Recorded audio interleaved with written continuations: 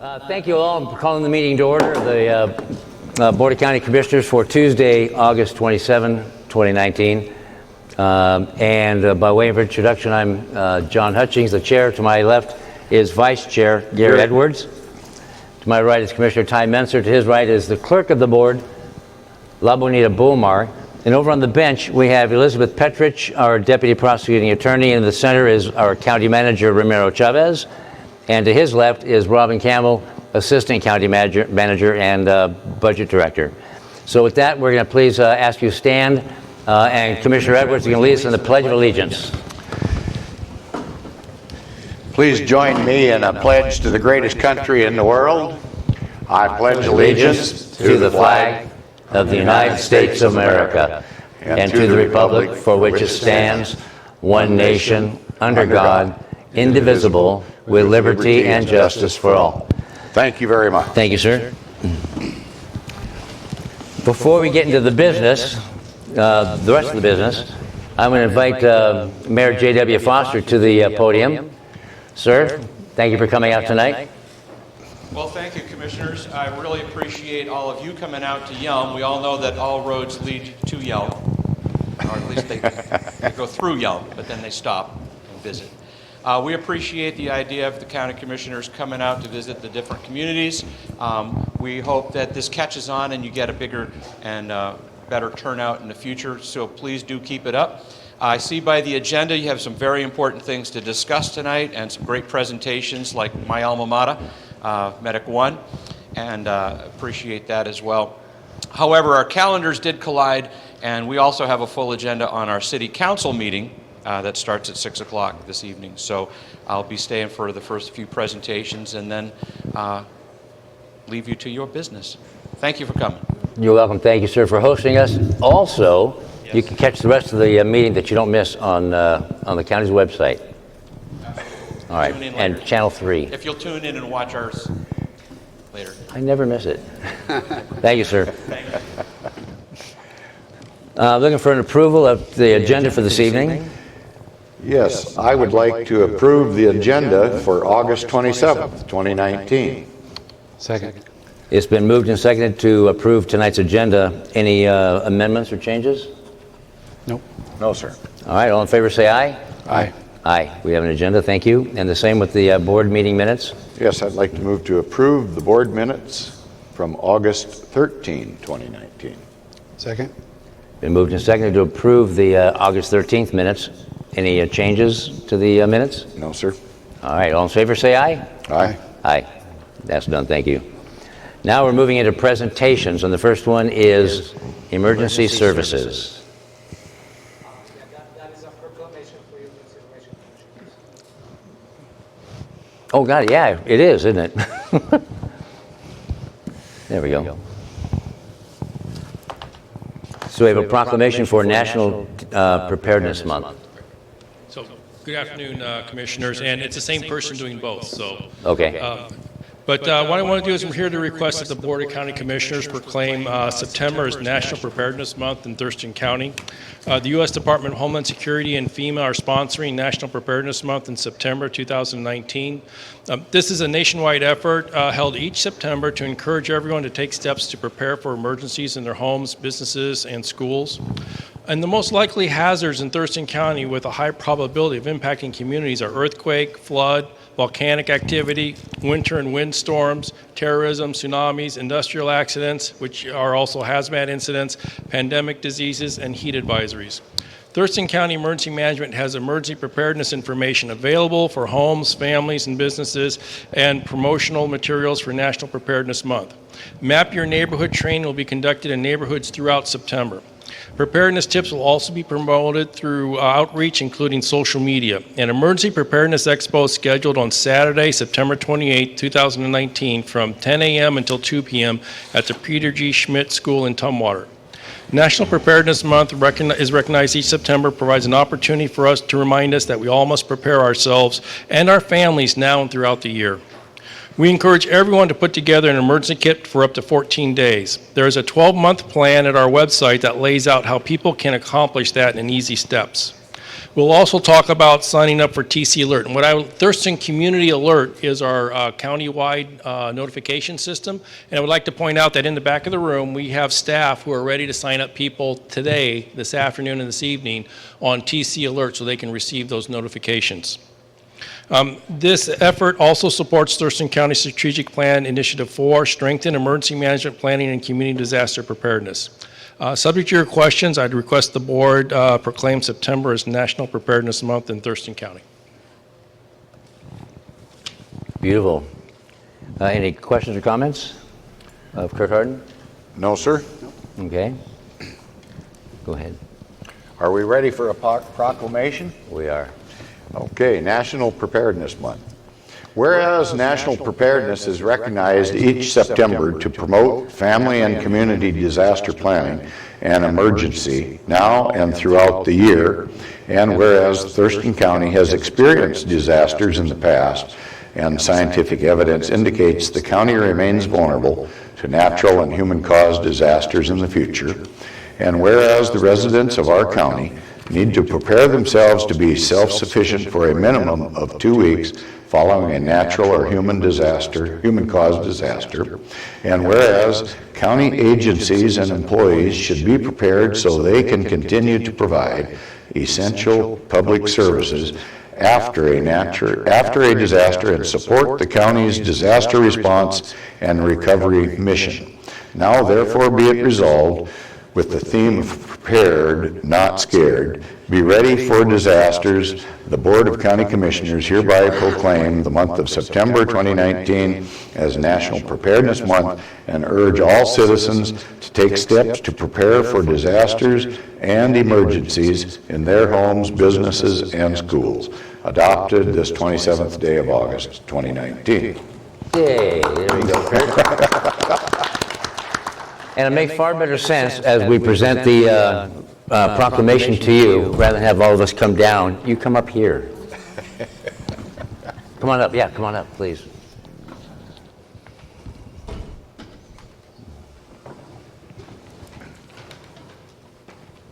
Step over here. How's that?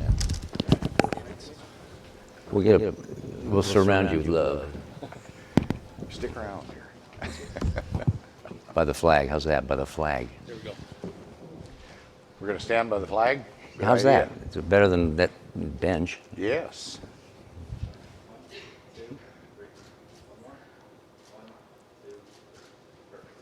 There. Thank you. Thank you, sir. Thank you for the work you do. And you do the next presentation. Okay.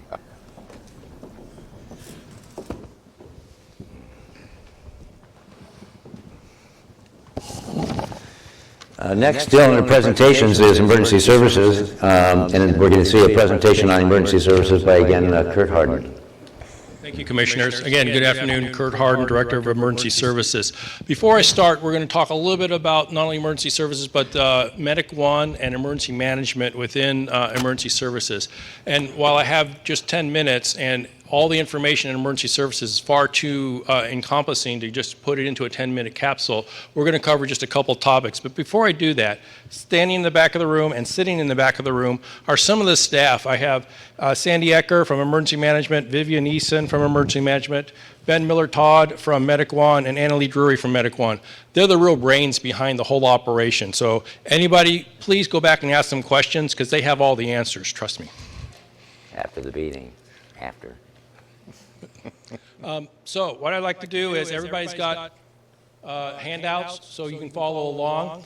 I want to talk about emergency management first. Here's the contact information for emergency management. As we go through this, if you have questions afterwards, if you think about questions after we're done tonight, please feel free to go to the website or call the office and we'll get you the answers. So I want to talk a little bit about the Pacific Northwest hazards and threats. There's a whole long list there, but I want to narrow down to a few. Earthquakes. Everybody's heard about the Cascadia subduction zone. It's the big 9.0 earthquake where the shaking goes on for about 5 minutes. It only happens every 300 to 500 years. That's the good news. I'll give you some of the challenging news. We're in that window now. The last one occurred in 1700. So when I'm talking about preparedness, we want to focus in on a 14-day emergency kit at home. We used to say 3 days, 3 ways. Anybody remember those phrases, 3 days, 3 ways? Now, we know that we're not going to be able to get to you to help you after a large-scale catastrophic disaster. So what we're asking you to do is prepare for up to 14 days. The other one I want to talk to is wildland fire. And it's kind of appropriate right now because we have a red flag warning for Thurston County today through 11 p.m. tomorrow night, and we don't typically get red flag warnings in Thurston County. But we have a fire threat that's been growing in western Washington over the past several years. And so what we're doing with that is, and we'll talk a little bit more about this in the next couple of slides, how to protect your home from fire and how to put defensible space up there. So when we talk about be prepared, 2 weeks ready, I talked a little bit about up to 14 days. And some people look at it and go, 3 days to 14 days. How do we get there? How can we do that? We have on our website a plan where you can do it on a monthly basis, so you don't have to do it all at once. The other piece is some people go, I can't afford to do 14 days. Well, do what you can. If you get to 7 days, you're better off than you were with 3 days. If you can get to 8 days, you're better off than 7 days. Do what you can and take the time to put together your emergency kit. And then the other piece is, after you put it together and you take that 12 months to put it together, then start going back through it and updating it, because the food's going to need to be replaced, water needs to be replaced. You need to take a look. If you have clothing in there for your kids, they're probably growing, so after a year you probably need to put new clothes in there. So once you get it in place, refresh it. Also, have a plan for the entire family, not just for your kit, but what happens when your kids are at school, you're at home, you're at work, and the disaster strikes. Everybody remembers the Nisqually earthquake, 10:55 in the day, and I remember that because I was at work. And so what is your plan to reunite with your kids? What is your school's plan? Do you know your school's plan? So go through those plans and make sure your kids understand those too, because you don't want your kids going one way and you going the other way. And pets, absolutely. We have information on our website that talks about pets as well. Make sure you're taking care of your pets. I myself don't have any pets at home, but my wife has 4 cats. And I know she's not leaving if the cats aren't coming with us. So make sure you have a plan for your pets as well. And then we're going to talk a little bit about Map Your Neighborhood. Map Your Neighborhood is free training that will come out for your neighbors, you and your neighbors, and talk to you about emergency preparedness and talk to you about what happens if your neighborhood is cut off. And it's not just a catastrophic disaster. This past February, we had a snow event. There were some neighborhoods who were cut off for up to a week. Know what your neighbors can do, know what you can do, know that you're going to rely on each other and check in on each other. We can come out and we provide that free training. So go to the website, call us at the office, we can set that up, or go back into the back there. Vivian Eason is our person who does Map Your Neighborhood, and she's an expert at it. We have an Emergency Preparedness Expo, September 28th, at 10 to 2 at Peter G. Schmidt's school in Tumwater. We rotate that venue around throughout the time. Every year we have a different location in the county. Now it's time to be in Tumwater. But come on out. We have a lot of vendors that come out. We have a lot of information we can provide you. We can give you a lot of help with getting yourself started for emergency preparedness. The last one I want to talk about is Flood Awareness Week. When we talk about flood awareness, and that's in October, one thing I want to stress is please clean your gutters and your storm drains. Clear them. And you don't have to wait till October 14th to do that, by the way. But you'll be surprised how much the ponding will take place when the leaves clutter up your gutter and or the storm drains in front of your house. Take the time to clear those out. It may save you some grief. TC Alert. This is, again, Thurston Community Alert is the system we use inside of Thurston County to notify people of emergencies and or evacuations or other requirements. You can sign up. It's free. You can go to our website to sign up. You can go back to the table back there to sign up. It's what you want to put in and what type of notifications do you want to receive. You can put in cell phones, emails. You can put in your house phone. You can put an email address to get notified of weather alerts. It's what you want to get out of it. But we encourage you to sign up so you can get these notifications. Also, we're going to test TC Alert throughout the county the week of October 14th through 18th. That's Flood Awareness Week, as I just mentioned. So you'll get an idea and you'll know whether or not, if you sign up, then you should get the test notifications when they come through.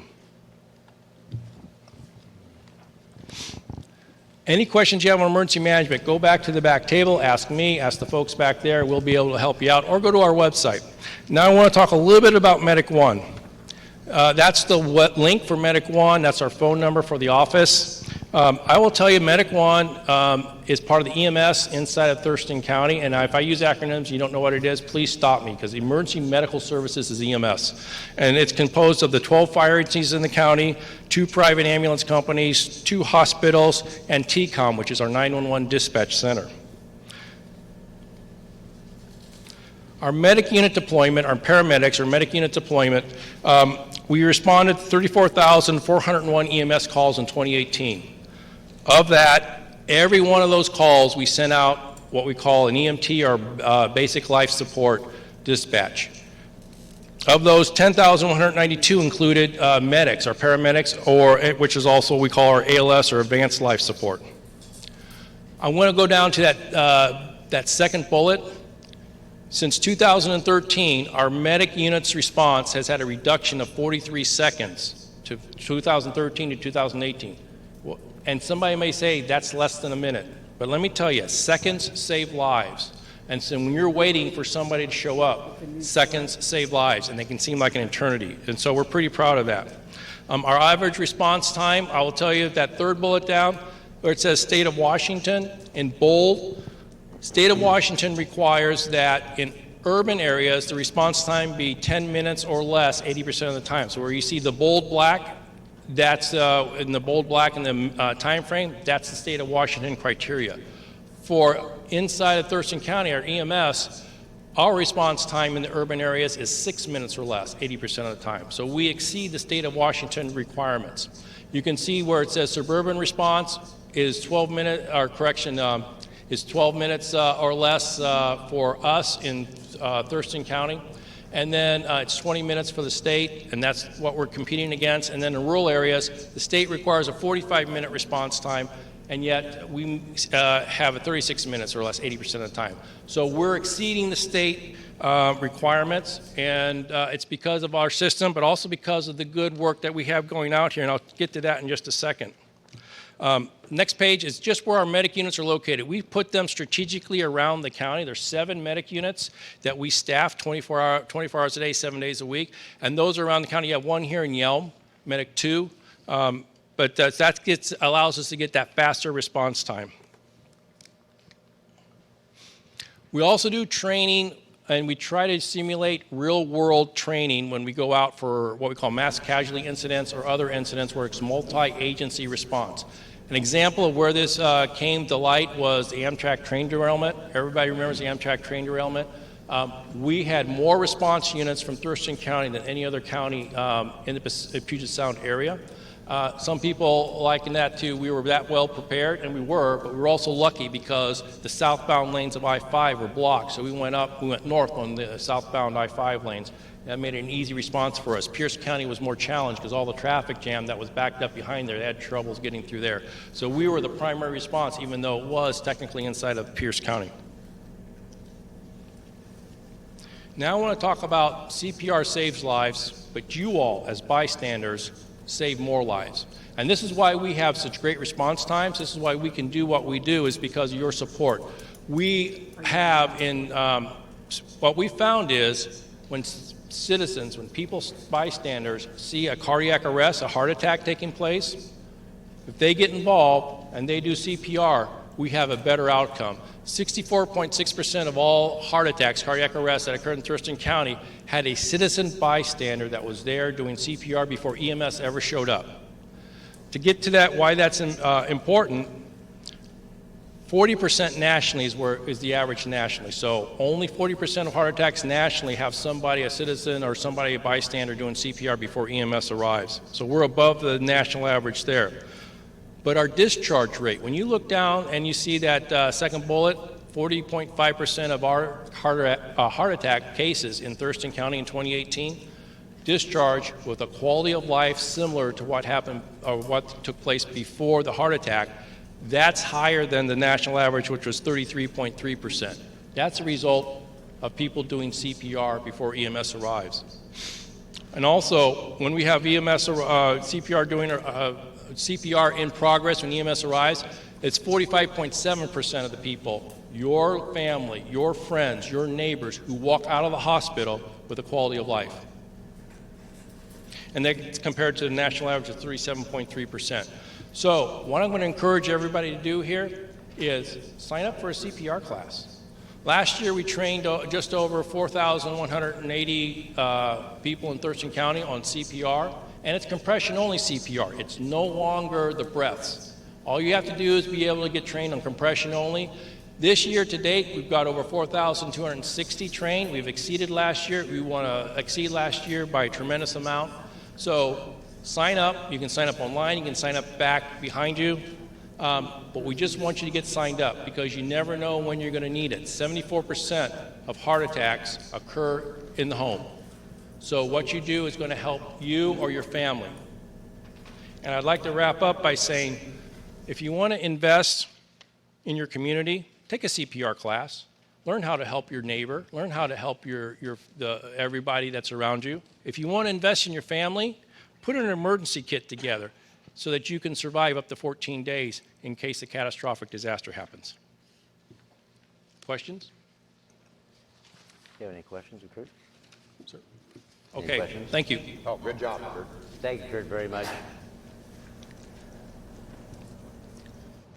Next, I invite up Community Planning and Economic Development Director, Josh Cummings, and Josh is going to give us an overview and update on programs and projects within the Community Planning and Economic Development Department.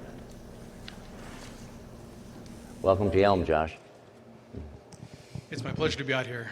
Pride of the Prairie. So I wasn't sure about the size of the room, so apologies that display is rather small, but as the meeting concludes, please feel free to come up and take a look at it. There is no PowerPoint, but I do appreciate the opportunity to present here to the Board of County Commissioners to give an overview of the Community Planning and Economic Development Department, known as CPED. The Community Planning and Economic Development makes up a broad range of opportunities throughout Thurston County. And if we could see that a little bit closer, you'd see that our values in CPED are transparency, consistency, and accountability. And those align with the values of Thurston County that are put forth in the strategic plan. When we're thinking about how we make decisions, those are the three ways that we look at every issue that comes through. If we can be transparent, say it out loud, if it can show up in the Olympian and we can be proud of it, or that our grandma can read it in the newspaper and we feel okay, we can do it. If we're consistent, if we can do it for the next applicant or citizen that comes in and asks us for a similar project or decision, if we can go that same process over and over again, we can do it. And if we make a mistake, because it turns out that we're all human, if we can say it out loud and try and fix it and be accountable, that's our path forward. So transparency, consistency, and accountability are the values of CPED. Our mission is very simple. Since we have so many different divisions that do so many different things, our mission is short. Service to citizens. We are one of the governments closest to the citizens of Thurston County. You've got the federal government and the state government and the county government. We believe in CPED that we're here to serve the citizens, that we take the information that is provided to us from the citizens of Thurston County, facilitate the varying and wide discussions, and then provide you, the county commissioners, with that information to help you to make the best decision possible with the most input possible. And so you can see that within our mission, we think of things in terms of 4 different places. We respect the democratic institution and the direction of the Board of County Commissioners. We live in America, and as Commissioner Edwards said, one of the greatest countries in the world. Maybe he said the greatest, and I wouldn't contest that. Yeah. But in terms of the way that our democracy works, everybody's got a voice. And CPED is the facilitator of those voices. And so when we provide the information to the board and the board makes a decision, we execute that decision. And that's respect for democracy. We all come with our own personal philosophies in terms of how we view the world. But when we're at work and we're working for the Board of County Commissioners and Thurston County citizens, we look to make sure that our decisions are based, as we said, transparency, consistency, and accountability in the direction of the Board of County Commissioners. Second, we work to ensure positive engagement with all citizens. It can be a difficult process when code and ordinance, which is what we look to make our decisions in terms of the permitting process, has places where neighbors are frustrated with one another. Maybe somebody overbuilt their deck, or somebody is doing something that a neighbor doesn't think is correct. We bring that information all together and then facilitate that conversation to ensure that the path forward is done in a positive manner. These codes, rules, ordinances, regulations exist for our civil society, and CPED is the facilitator of that hopefully positive conversation. We protect and respect the natural environment. Part of the goal of CPED is to engage with the two different strategic initiatives within the strategic initiative plan that the County Commission has put forward. Two of those initiatives, strategic initiative number 6 and strategic initiative number 7, and I'll talk about those a little bit later, are part of our guiding principles. Number 7 is protection for the natural environment. We all appreciate the land that we live in here. We've chosen this quality of life in Thurston County with its mix of urban centers and agrarian rural communities, and having those two blend together in our community is part of our process as we facilitate conversations about growth in the future. And then finally, we respect public dollars. We look for efficient ways to do our services to ensure that the taxpayer funds and the fees that are being paid are used in a respectful and efficient manner. We are obviously government, and we recognize that our charge to implement our successes comes from the right to operate by the citizens. And part of that is being respectful of the funds that we receive. So those are our 4 guiding principles within the mission of service to citizens. I talked briefly about the focus. Strategic initiative number 6 is proactively shape a strong, diverse economy that provides equitable access to opportunity. Again, that's the economic development portion. We believe that it's important that as we're setting the playing field and facilitating the conversations for the codes and ordinances within our county, that we think about equitable access for economic development. And that means that people have jobs at all levels of the employment scale. We partner with our Thurston Economic Development Council, which is our designated by the Board of County Commissioners Associate Development Organization, a designation from the Washington State Department of Commerce. We work closely with them to ensure that the information that we are putting forward goes hand in glove with what they're trying to do in terms of building our economy in a productive way. And then number 7, as I touched on briefly, balance development with the preservation of the county's rural character, natural areas, and open spaces.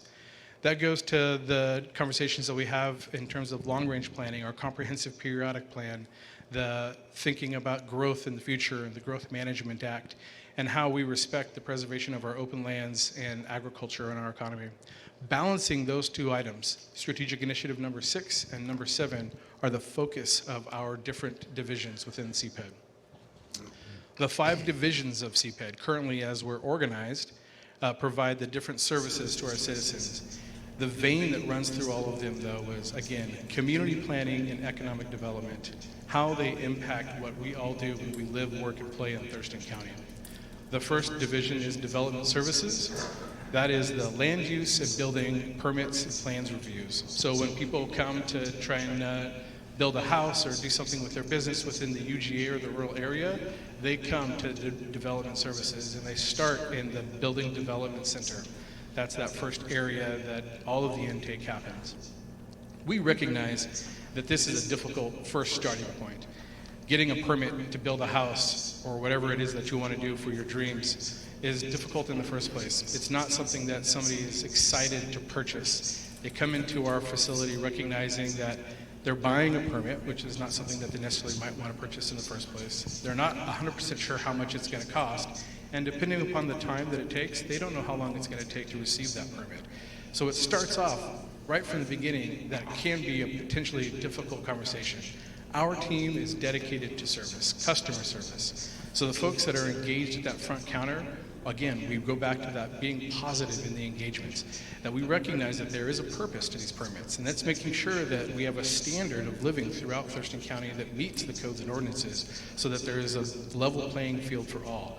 And that the purpose, given that we're a purpose-driven organization, at the end of this, if you do everything right, we are a huge piece in the cog of ensuring that people can have the home that they want, or increase the business that they're trying to build, or use the land that they have in a way that doesn't negatively impact the environment and increases potential economic development. So there is a place where our people recognize that what they provide is a service to the citizens, even though it's not one that somebody is excited to maybe always engage in. The next division is community planning. That's the group that looks out into the future. By 2040, we're projected to have nearly 100,000 more people in Thurston County. What are those people, where are those people going to live? What jobs are they going to have? How are they going to get from their jobs? The transportation, we just heard about all roads running through Yelm and sometimes getting stuck. Traffic is a big deal. When you have that many people and that many cars, all of that comes into play in thinking about our future. The next portion, next division is water planning. Those are the folks that are engaged in taking measurements of our quantity of water in the Deschutes Waterway, Nisqually, Chehalis, all of those places, thinking about the future of water use and how much we have and how we do it correctly. The state is obviously very keen thinking about this. Recently, we just had the Hearst decision passed by the legislature a year and a half ago. And we, as the county government, have an ongoing opportunity to implement state-mandated legislation. One of those is water quantity and water availability, and so we do that through our water planning group.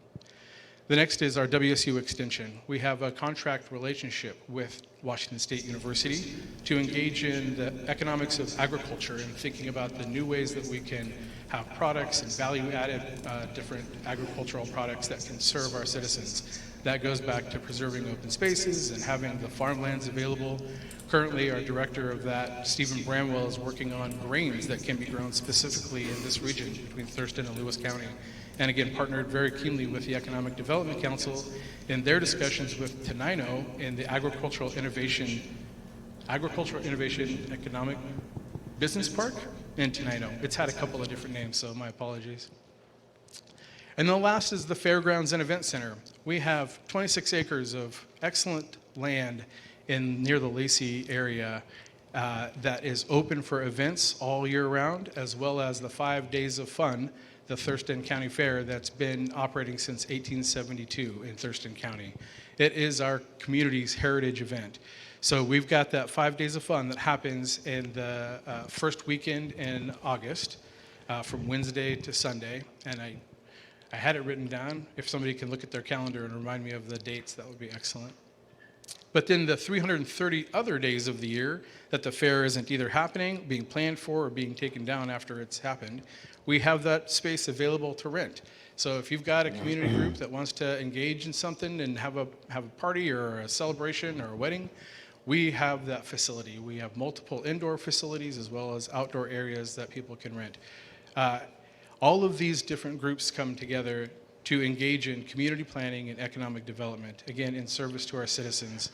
Along with all these different portions for our staff, we also have multiple opportunities for volunteers, for our citizens, to engage in our boards and commissions. And let me just run through those really quickly. First is the Planning Commission. Again, that's the citizen group that engages in what information and recommendations go to the board. The Historic Commission provides grants to the community for keeping heritage buildings together. The Surface and Stormwater Advisory Board thinks about where our water goes in our community. The Agriculture Advisory Committee is engaged in thinking about agriculture in our community. And then the Fair Board.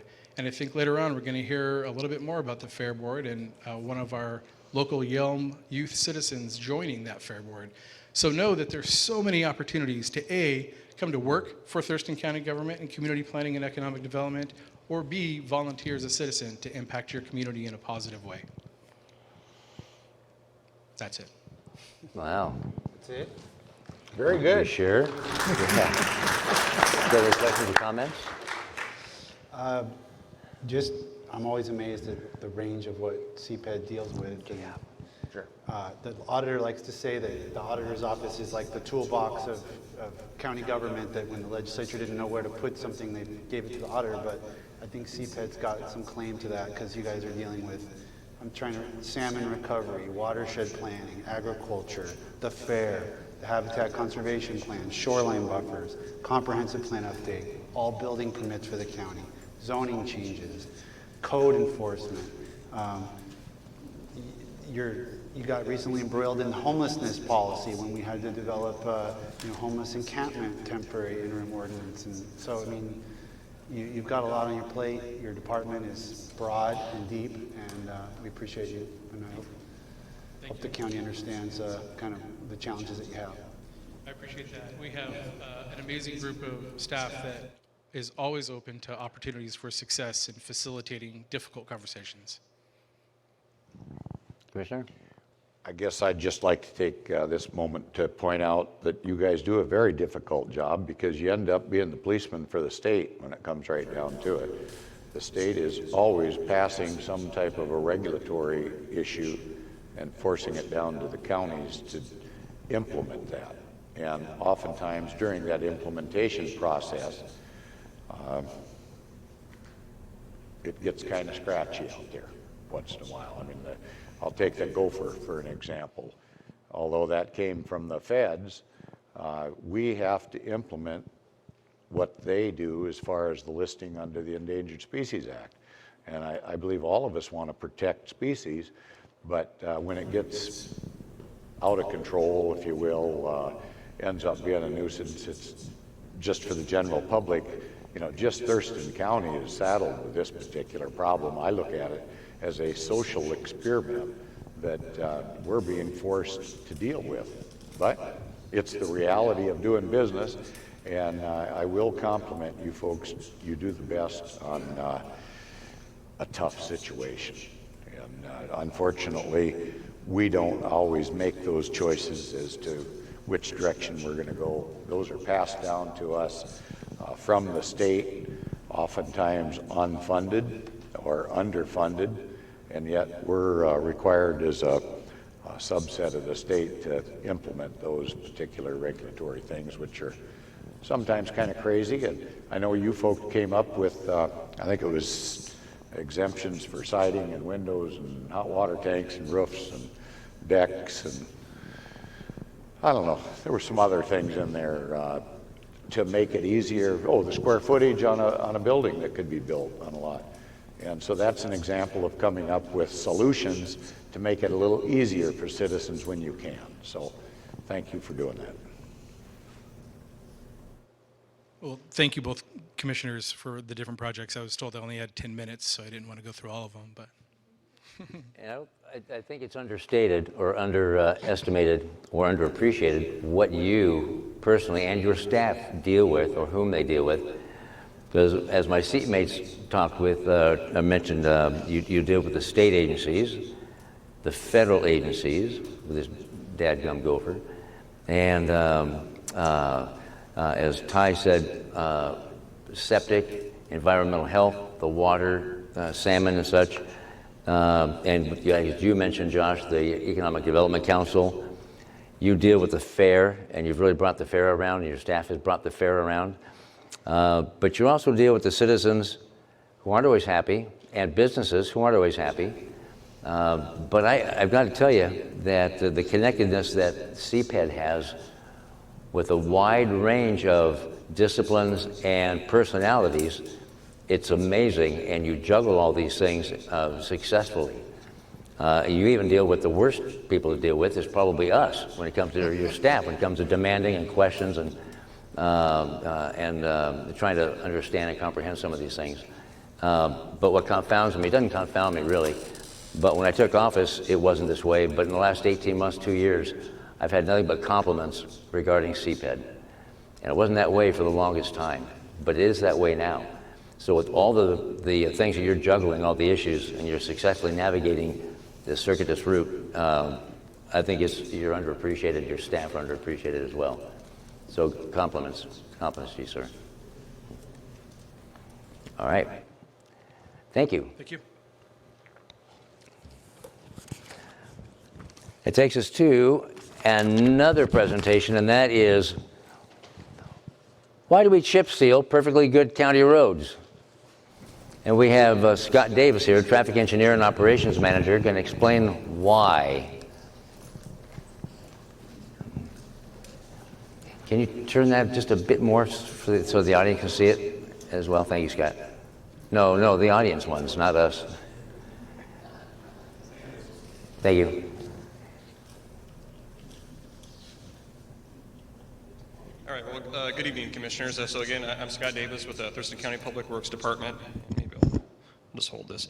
So we're going to talk about well, why we chip seal good roads. It's kind of like frequently asked question we get, actually. I don't know how many times I've had it, but before we get into that, maybe just talk a little bit about what chip seal is. And so chip seal is basically it's a thin layer of oil and a thin layer of rock. And what it does is seals a road. It's kind of like painting your house. So when you paint your house, you're sealing up the siding, and it's almost the exact same thing in respect to the roadway system.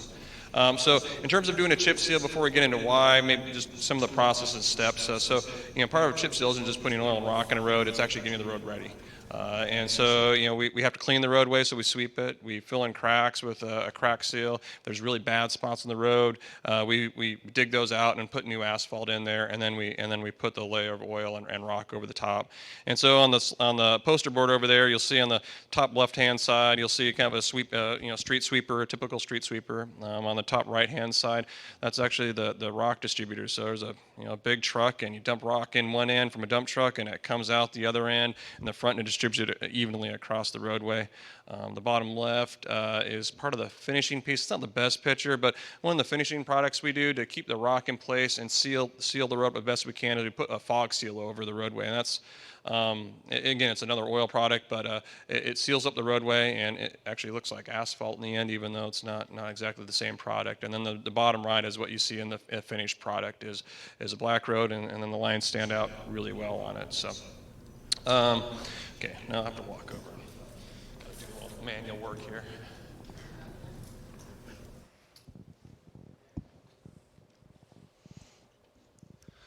All right, so this is what you call a pavement deterioration curve, and so in it you'll see some different types of pavements. On the far, I guess on this left-hand side, you have a nice fresh asphalt pavement, and then the far right-hand side, it's a pavement that's falling apart. And so you can liken this to really, going to the dentist. If you think about some of the things that happen is up at the top is generally a fairly good-looking road. So a lot of the roads, when you drive over them, they look really nice when you're going 50 miles an hour.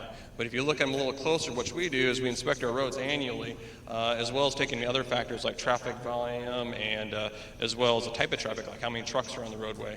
What that looks good at 50 miles an hour doesn't look as good when you look at it a little closer. And so those cracks, those small little cracks or hairline cracks, let water and other things into the pavement that deteriorated over time, especially when you have the snow like we did in February. So that freeze thaw can break up and make pavements deteriorate really fast. And so in that situation, when those roads look really good, you want to seal them up. And similar to when you go to the dentist, especially when you're younger, like my daughter, she's 14 now, but a handful of years ago she went to the dentist and, she got her teeth sealed. Well, why do they do that? So the teeth don't have the bacteria and other things to get in there and degrade them, because once you go down that curve and your teeth deteriorate more, those repairs when you go to the dentist become a lot more expensive or invasive. And so it's kind of the similar nature to pavements. You want to take care of them while they're good before they get really bad, and it gets really expensive when you get to the end. So again, up here in the top end, that's more of a sealant type of process, like when you go to the dentist when you're younger.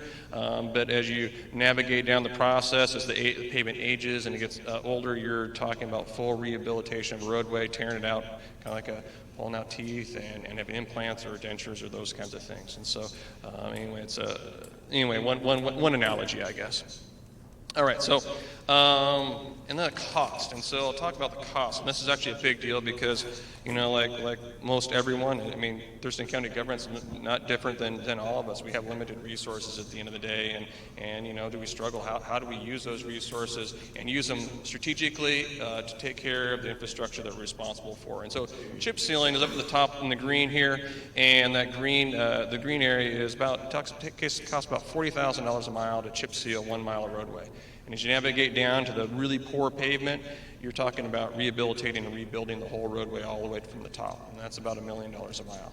And so that's why we want to take care of good roads first, just like you take care of your teeth, because it gets bad fast and it costs a lot more.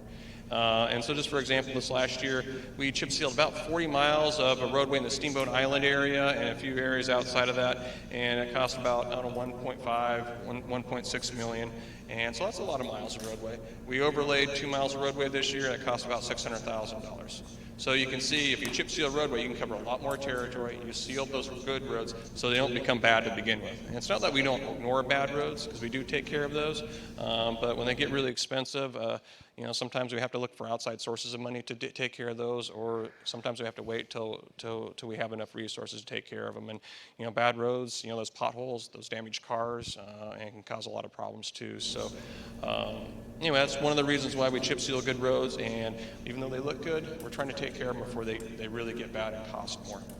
So I guess that's it, really brief. So, excuse me? The middle number for... Oh, the middle number. Yeah, I remember that. A fair condition is basically like just an overlay of a roadway. We might grind a little bit of the asphalt, but it's just you're not rebuilding the entire roadway, and it's about $300,000 a mile. It says 333 on there, but anyway, 300 is a good round number. Is there any questions? Any other questions or comments? No, sir. I'm good. No? Good. I have two. Number one is you can't, it seems I can't go anywhere, and most people, without hitting detours for chip seal, whether it be city or county. And when you're riding on two wheels, it's exceedingly different when you have a thin layer of oil and loose rock, and it's dodgy. But once it gets compounded in or compacted in, it's not bad at all. But it all seems to happen at the same time throughout the county. That's kind of frustrating, but I'm glad you explained it, and it's a less expensive way to take care of the roads. But number two, Scott, you're, as I mentioned when I introduced you, you're a traffic engineer and operations manager. Correct. And how long have you worked for the county, not counting September? In September, about 23 years. How many? 23 years. 23 years. And Scott, I'm telling you, Scott Davis is leaving. Is this Friday your last day? Next Friday, so September 6th. Oh, so you are in September, okay. Yeah, I got a couple more weeks, so. But it was voluntary because he's leaving to accept a job with DOT, Department of Transportation. So I applaud you. It's a loss to the county, but a huge gain, of course, for the state. It was definitely a tough decision, you know, leaving someplace after a long time serving the community. Yes, If I may. certainly. Yeah. So, I have known Scott in the profession for, I don't know, maybe over 15 years. And through the local organizations as well as the national organization, he has built a reputation of an incredible professional. He is, as a traffic engineer, he has been recognized nationally for his contributions to the profession as well as to the county. As Commissioner Hutchins stated, he's going to be a big loss for the county, and I wish you the best. And thank you very much for everything you've done for the citizens of the county. Thank you, Romero. Thank you. Thank you, Scott.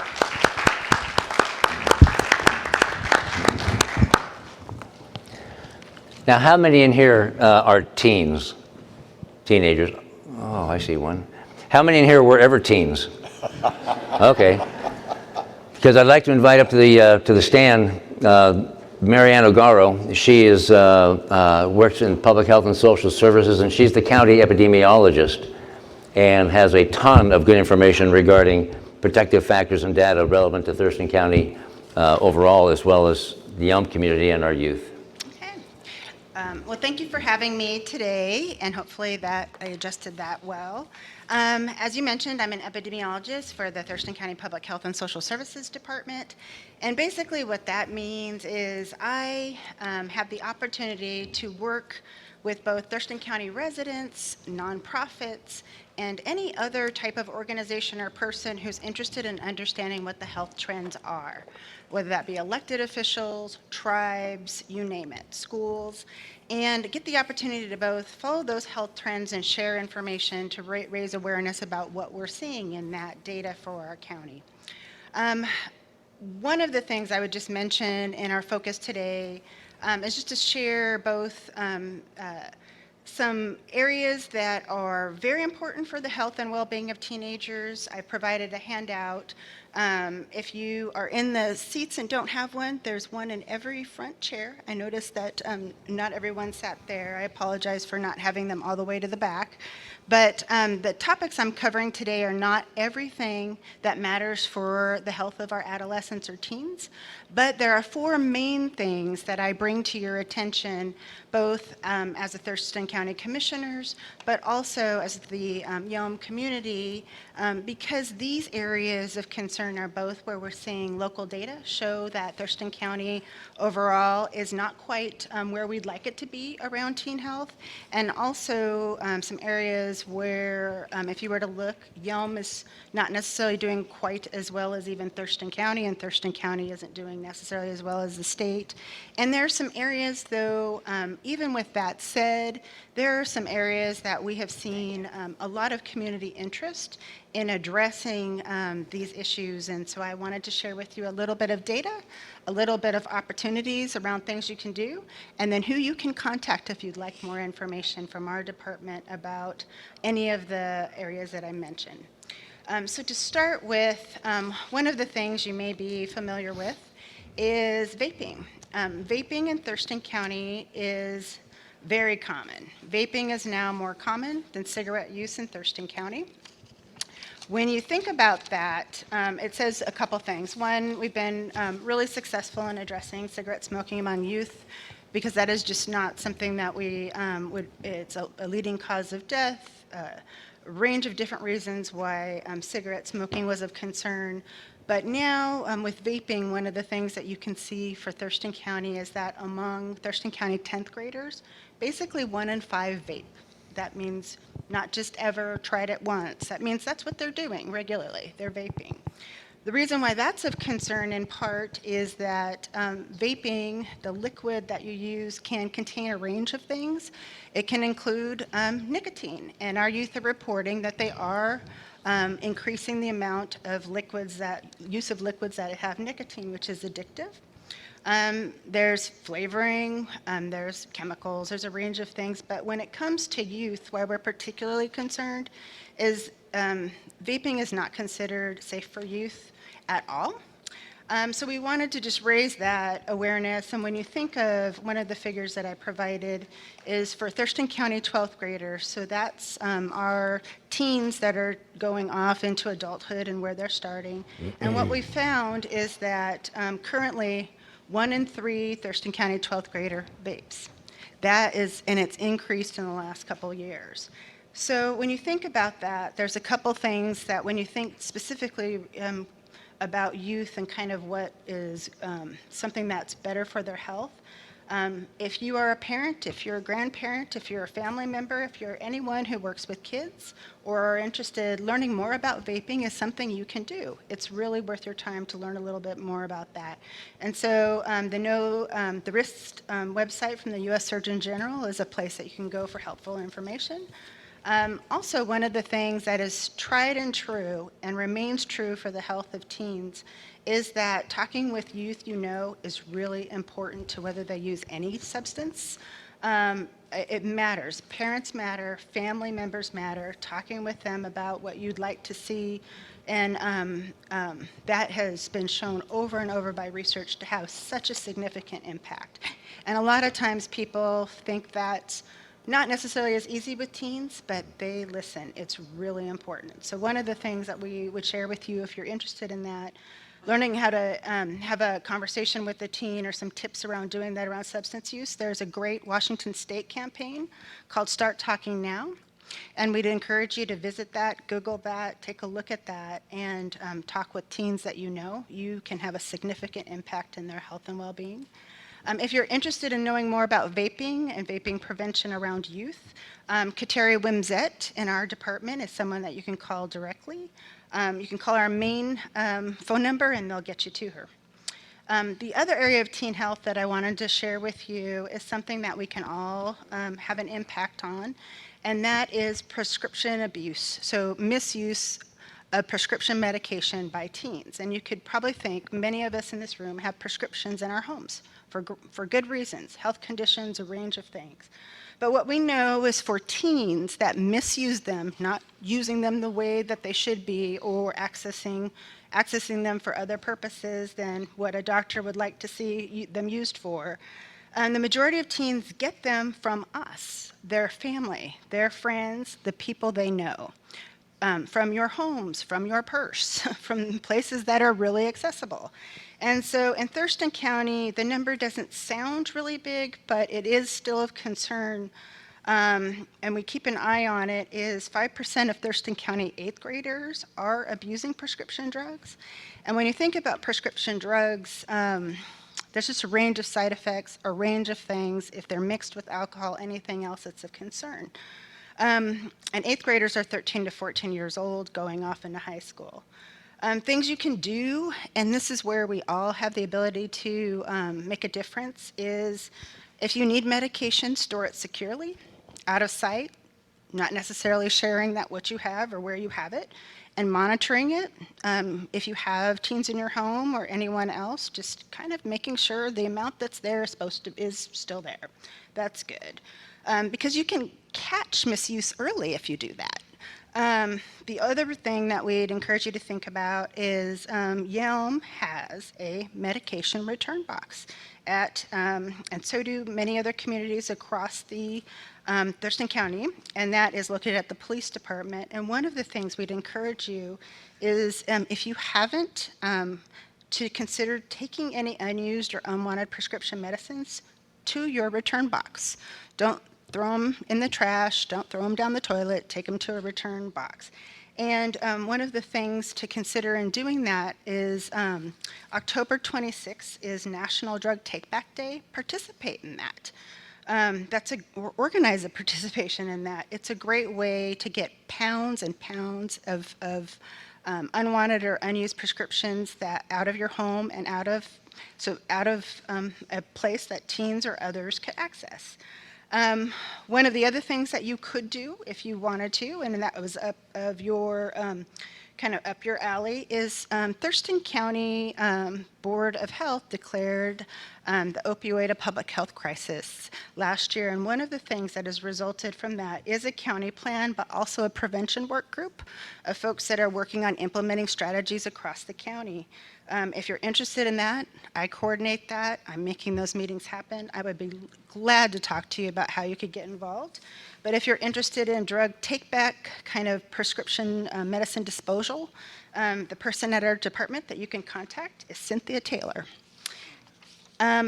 If you have the handout, if you flip to the back side, kind of a little bit harder topic for some, knowing that there can be people in the room who've been impacted by this topic, but suicide prevention. And when you look at youth suicide in Thurston County, the Public Health Department and other organizations are concerned because suicide is now the leading cause of death for our residents aged 10 to 17. So when we think about that, it's not accidents. It's not some other ways that they may pass. It is suicide. So suicide prevention is important across the lifespan. All kinds of folks are impacted, vets, men, everyone you can think of can be impacted, but when we think about youth, it's on our list of health issues of concern. Data for Thurston County 6th graders, so 6th graders are 11 to 12 years old, show that about 1 in 5 have considered taking their own life seriously. They've seriously considered that. And that number for our county is going up over the years. So it's something that we want to stop from going up. We'd like to see that change. And the way that can change is through different efforts from people across the county, a range of ways that you can do things. But one we wanted to just draw to the attention because it's open for everyone, kind of thinking about youth suicide prevention and a range of people concerned. There is a newer community group called Thurston Youth Alive. It's facilitated out of our department with the help of many other organizations. And one of the things that if you're interested, they provide youth suicide prevention presentations and they can provide you more information. Because one of the things we know about suicide prevention is talking about it does not increase your risk for doing that. So they can provide information about how you can have those conversations, what to look for. And September is Suicide Prevention Awareness Month. It would be a great time to learn more. We also provided some information about one of the resources when we get calls or when we get questions we refer people to. You can go look it up online. They're on Twitter. They're all kinds of places if you're on social media, but the National Suicide Prevention Lifeline has some really helpful information about warning signs and how to have a conversation if you're worried or concerned about someone. If you are interested in that topic, our department does have someone who kind of specializes in that. Her name is Jennifer Simmons. She would love to talk to you. And if you're interested in Thurston Youth Alive, she would love to connect you. And then finally, with my few minutes of time, I wanted to share something that seems simple, but it really is that simple when it comes to health for teens and youth in general. It's something that we would consider a protective factor, something that if you have more of, you do better. On a range of health issues, tons of different health issues, and it's caring adults in your life. That sounds super simple. It is really important, and not all of our youth have that. 17% of Thurston County 8th graders do not have someone that they could talk to when they feel sad or hopeless. 26% of Thurston County 8th graders, so these are 13 to 14-year-olds, don't feel that they have an adult to talk to about important things. That's something we'd like to see change. We'd like to see those numbers go down, down, down, so that more kids have caring adults in their life, as many as possible.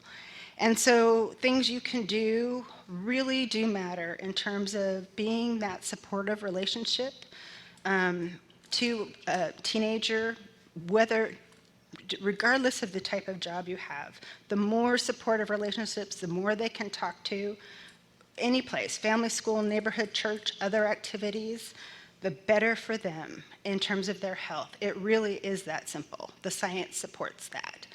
So anything you can contribute to that in your community, in your family, in those realms where you have influence, please do. And with that in mind, things you can do, volunteering really matters. Big brothers, big sisters, 4-H, whatever works for you, but supporting kids that way really makes a difference. And if you have any questions about this data or this topic, you're more than welcome to contact me at the health department. Our main number is 360-867-2500, and even if you forget any name I mentioned, they'll get you to the right person. And so with that, I just wanted to end and say thank you so much. As also serving as the Board of Health, I see regularly your interest in the health of our children, families, and communities, and it's great to be here in Yelm tonight. So. Whoop, hang on. I knew it happened sometime tonight. Thank you, Marianne. Questions or comments? Marianne, a quick question. The statistics on youth vaping are pretty disturbing and surprising to me. I mean, you've shown them to me before in the last month or two, but it really surprised me. And I'm wondering if you have a sense, I mean, our parents understand that smoking cigarettes is bad. I mean, we kind of got to that point. Is there a sense that parents aren't putting the same pressure on vaping or don't understand its risks, or are children more defiant? Or what's the... I'd say there's a couple different things.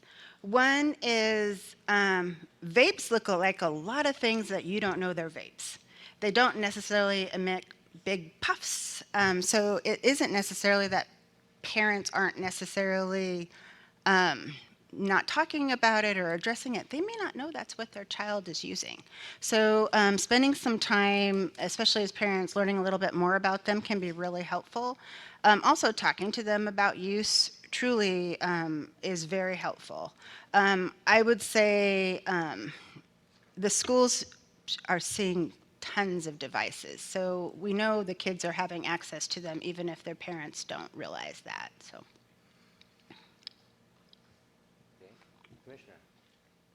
You know, Marianne, I'd just like to take this opportunity to thank you for your commitment, because we have our hands full, I think, in coming up with the right solution towards dealing with our young people, because they might be 30% of our population, but they're 100% of our future, and we really need to get it right. And it is a total community job to make that happen, because a lot of challenges out there for young people and young parents.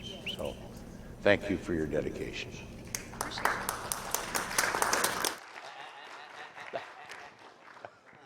I mean, one moment, please. I just heard this morning or yesterday that there's in Washington State the first reported case of a teenager that's severely injured, health problems regarding vaping. Did you hear that?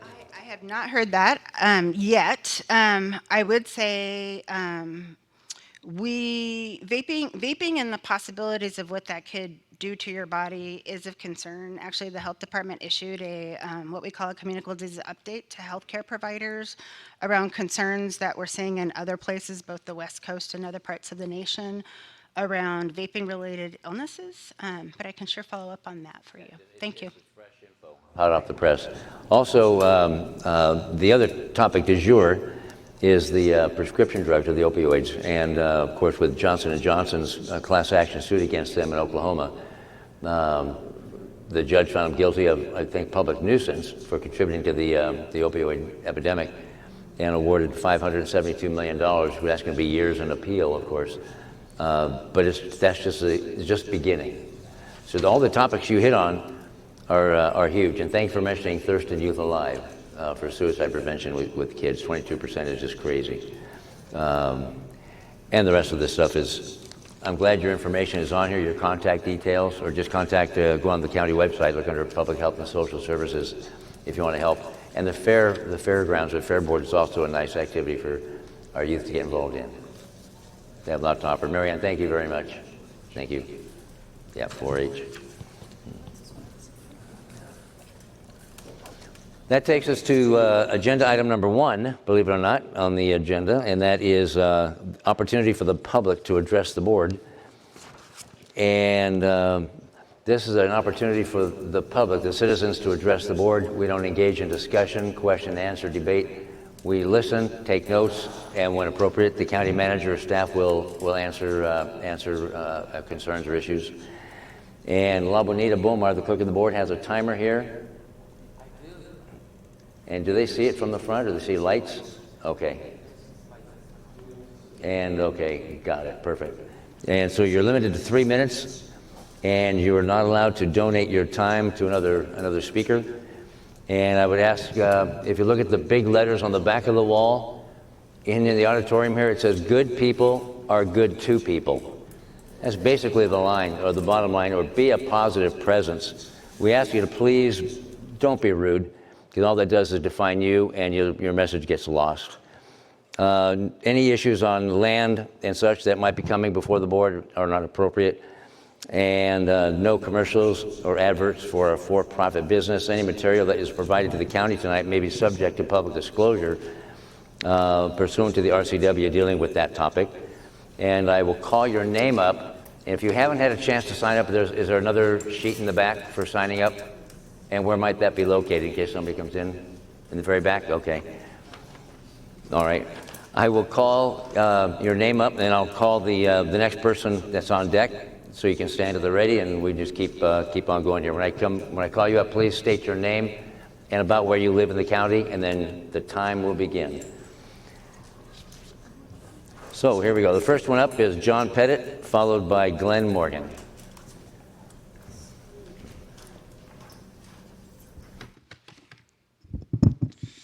Good evening, Commissioners. My name is John Pettit. I live out in the East Olympia area. I have been a constant source of wanting to convey that being against any proposal for a new courthouse. I will continue that today. And I have a couple different messages. So first, I'm going to start out with a few things. The people have started to come together. And when I say they've come together, we have some really great people out there that have been out reaching and seeking to get signatures on a petition to address you in a relatively informal way, but a way which conveys a certain message, which is, no, we don't want a new courthouse. In brief, there's been a petition go around, and I'll be providing it to your office this next week. We have over 500 signatures on it already. The basic petition says, we, the undersized residents of Thurston County, request the Board of County Commissioners to remove Proposition 1 from the ballot and special election as provided in Thurston County Ordinance 15757, scheduled for vote in April 28, 2020. We believe the failure to maintain the current courthouse facilities does not warrant justification to increase general property taxes and expend hundreds of millions of taxpayer dollars. We do not support building of a new courthouse or property tax levy lid increase. Now, that being said, you need to turn your clock on. Thank you. I get more time. I will be presenting this, but we've only had this out for about 3 actual days of presentation. So who knows how many we may have in another week, you know? But I suspect that the number will increase. The noted parts, which I'm going to let you understand, is first of all, we, and I'm speaking for other people, not everyone, some people might disagree, but we are not interested in losing, according to the proposition as written, $100 million of county assets through the sale of the existing courthouse to some special interest group. Something worth $108 million, selling it for $7.8 million. That's the proposal. We, the people, are against that. We are not interested in paying $250 million worth of bonds for the debt. We're not interested. We don't need to make a Taj Mahal for the courts and the attorneys. We are not interested in moving the courthouse to downtown Olympia. We're not interested in a 38.5% general fund tax increase, and that's just strictly for the county portion. We can't say what happens to the state or the schools or anything. And then I'll wrap up real quick here. And we're not interested in spending between $130,000 and $300,000 for a special election when that money could be used to be able to help update the courthouse and put it in better condition. Thank you. Morgan, and after Glenn, it will be Terry Ballard. Thank you, Commissioners. It's always good to see you here, and I haven't been here very often, but it's good to be here when I can. I live between Tenino and Rochester, and the first thing I was going to mention here was just I saw on your agenda here is the Thurston Conservation District rates and fees, and I have been a critic of the lack of transparency, accountability, and the poor track record of fiscal discipline at the Conservation District, and unfortunately I don't think that's changing. I noticed that that's a 5-year proposal, and I would urge you to consider if there's any way to do this is to make it a 1-year proposal at the most, and really continue to put that district under scrutiny. They desperately need it, and they're unlikely to get it under the current leadership. But my main concern here, and I just wanted to discuss, was the courthouse. And I've obviously do have the opportunity to not just have 3 minutes when I do my own videos and articles on the subject. So I've written a lot more in depth and had a couple of videos about this. But I am primarily concerned that with the tax burden, you know, we've talked about future generations. That proposal is going to burden down future generations for 25 years with a substantial tax increase. And unfortunately, it's changing the debt picture of Thurston County, which is actually quite good right now, and increasing the debt by about 500%. And that increasing debt, and particularly the approach that we've taken to financing this courthouse, really leads me to concerns that if we have a similar effect on property tax values, if you take an overlay of the percentage change from 2008 to 2017, then the structure that we've set up right now, and most people are predicting an economic downturn that will affect property tax values. And that if those property tax values, if we were to see that again, it would have a dramatic and probably the greatest cut in Thurston County history to general services, because you would hit the cap at 180 on the property tax values, and that money would have to come out of the police department. You would have to remove many officers off the roads, because that's about 80% of the budget. And so I think that that's something really worth looking at. It's a really big problem with the structure and the approach that we've taken here. And I'm also concerned the location that we've chosen for the new courthouse has located in the one of the few places that is recognized by the DNR in their soil studies as the high-risk earthquake for liquefaction, and therefore, even if you build the building, overbuild it so that it can survive the earthquake, the utilities that go to it, the roads, the power, the sewer, the water, all of them would be gone, and so therefore, under a real serious situation, when in theory you would need these facilities, they'd be most likely not be available. And I would just urge you to reconsider maybe this proposal. Unfortunately, I think this has been a political approach long in the making, long before any of you were commissioners. And I think that the decision-making process has been flawed, and the more we look at it, the worse it gets. And I think that you have plenty of time to take this off the agenda, you don't have to do this. This is definitely something we can avoid. We don't need to make a mess just because it's already been started. So with that, I just encourage you to please relook at that and reconsider it. Unfortunately, there's more problems to write about, and I'll be probably doing that pretty soon. Thank you very much. Thank you. Terry Ballard, and then followed by Christine Hartman.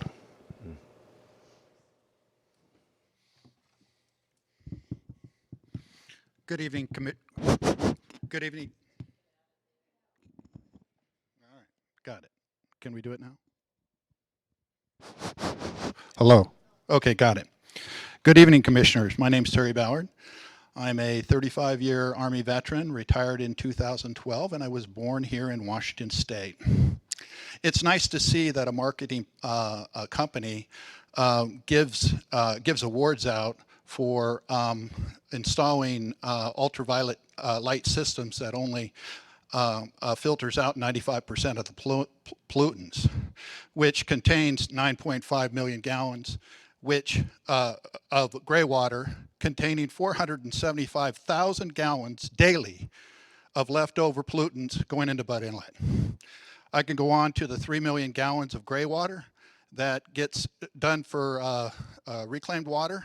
It does the same, but this goes into the environment and then washes off into your stormwater. I could say the same for the three the three sewer systems maintained by Thurston County. And you forgot to mention a fourth one that didn't get any awards, which was a big septic system in Ole View drain fields. Well, I live in Tanglewild, and it has 800 homes. In 2012, they installed 3 dry wells. Got rid of all the contamination because the contamination was coming from stormwater. Well, I'm still paying a fee for that, and that's not right. You keep on charging people. I was disturbed, and you can purge yourself of any credibility. I was disturbed to see that your speech of the corner of Stilcom and Hawks Glen Drive, okay, has a septic system that has a pipe that goes down into a culvert existing about 1.5 miles of piping that washes stormwater off.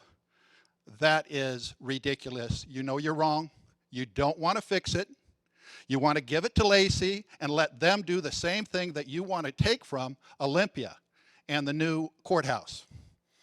You want to take from Olympia their contamination of the site of the new courthouse, and you want to spend $13 million cleaning that up. I'm sorry, that's our responsibility, and you need to clean that up. I am just appalled with this. As far as you claim to be environmentalists, we spent millions on culvert replacements, and underneath that courthouse that hasn't been built yet, there is a culvert, and our governor of the state is after restoring fish habitats, and that's a habitat that you're running into over there on Stilcom and McAllister. Okay, you can't do that. You know it's illegal. You were laughing about it. You failed to fact check things. You distort reality. You're not about the truth. You're operating without integrity, and pay it forward. The people elected you to do the right thing. You're never wrong to do the right thing. Thank you.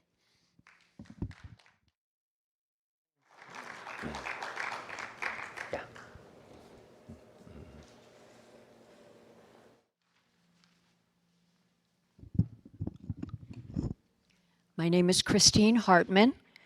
I'm from Tenino, and I'm madly in love with Thurston County, just so you know. So it's not us against each other, because I'm with you guys. But I spent the last 3 days in Tenino at the supermarket, and I spoke to everyone that walked in the door and asked them if they were a homeowner, landowner in Thurston County, and did they know about the courthouse proposal. And 97 out of 100 said they didn't know and they're against it. They don't like the idea. They don't want their property taxes to go up. And I don't think we need a new courthouse. I have watched your videos, after the meetings, and I saw that 3 amazing men, I was really impressed, 3 men with 30 years experience offering their services to fix up the courthouse. I thought that was incredible. And I heard John Pettit many times, I watched that too, where he's come up with some amazing new ideas on other possibilities where we wouldn't have to spend. We don't need a new courthouse. There are all kinds of ways to handle this. If we need more parking, John had a great idea. I just want to know why you guys don't listen to the people. You were elected to serve us, and I want you to do that. I really do. And there are a lot of things in Thurston County that are going on that I'm very concerned about. I'm concerned that sex offenders are put back on the street in Thurston County. I don't like that. I see that all the time. There are a lot of other things. Biosolids being forced on us, and I know the county isn't, the state is forcing it on us, and I don't like that. So I just wish you would hear us, because you're supposed to serve the people, not the government, The time has changed. I just want you to know that. Things are changing big time. And I want great things to happen to this county, because I love this county and I love the people here. I've never been happier in living in this place. So please listen to us, because we love you and we want you to do the right thing. Okay? I mean it. Thank you. That exhausts the list of the current people that have signed up. But if there's anybody that would like to address the commission, please come on up and identify yourself and speak.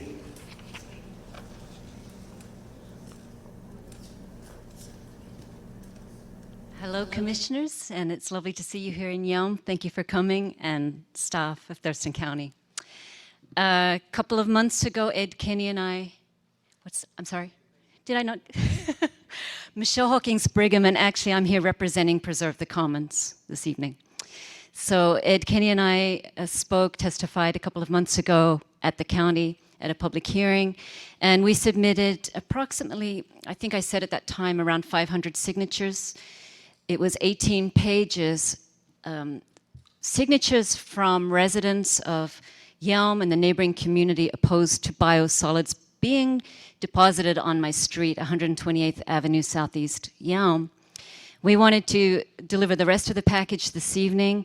We met with Richard Denges, Leah Davis, and Peter Lyons 2 weeks ago and submitted the same package, and there was a CC to the commissioners, to the governor, Governor Inslee, and to Mayor J.W. Foster. And the governor and the mayor have already received their package. So in this packet here, you're receiving pages 19 onwards, 720 signatures in total. And then there's a letter from Preserve the Commons, our steering committee, and a letter from Zion's Chestnut Law Firm. And we're still waiting for a response from Peter Lyons. He did tell us in the meeting he would respond to the contents of this letter, and he gave us permission to distribute that letter once we receive it to the community. So we're still very active on this issue of biosolids. They told us in the meeting that it is being put on the land about a mile from my home, and it's considered Class A, which doesn't require a permit, but our research is telling us that there's issues of toxicity even with Class A biosolids, and we're hoping that we can do something to find a greater future of what to do with this messy stuff. So we're continuing our efforts. Dr. Richard Honor is returning to Yelm on September 20. He'll be speaking at the Yelm Community Center at 7 p.m. and we invite all Thurston County staff and commissioners to attend that meeting. He's going to be focusing on Class A and one solution he's looking into, which is thermal decomposition. He's been very busy in the last few months touring the country, has seen a fabulous facility located in Spokane, Washington, and he has an update to give us on his presentation, so we're very much looking forward to that. We do hope you can attend. Thank you so much. Thank you. Is there anybody else that would like to address the county commissioners? No. Okay, thank you. That takes us to item number 2 on the agenda, the county manager update. I don't have any. All right, thank you, sir. Okay, you have no update then. All right, while they work on that, we're going to move on to item number 3 on the agenda, the consent items. We have items A through D, Alpha through Delta. I would like to make a motion to accept and pass consent items A through D. But I would like to point out to the public that's here tonight that although we put this on our consent item, we have actually discussed in detail all of these particular issues that are listed if you all have an agenda. Thank you. To approve the consent items A through D. Any discussion on those? Nope. All in favor say aye. Aye.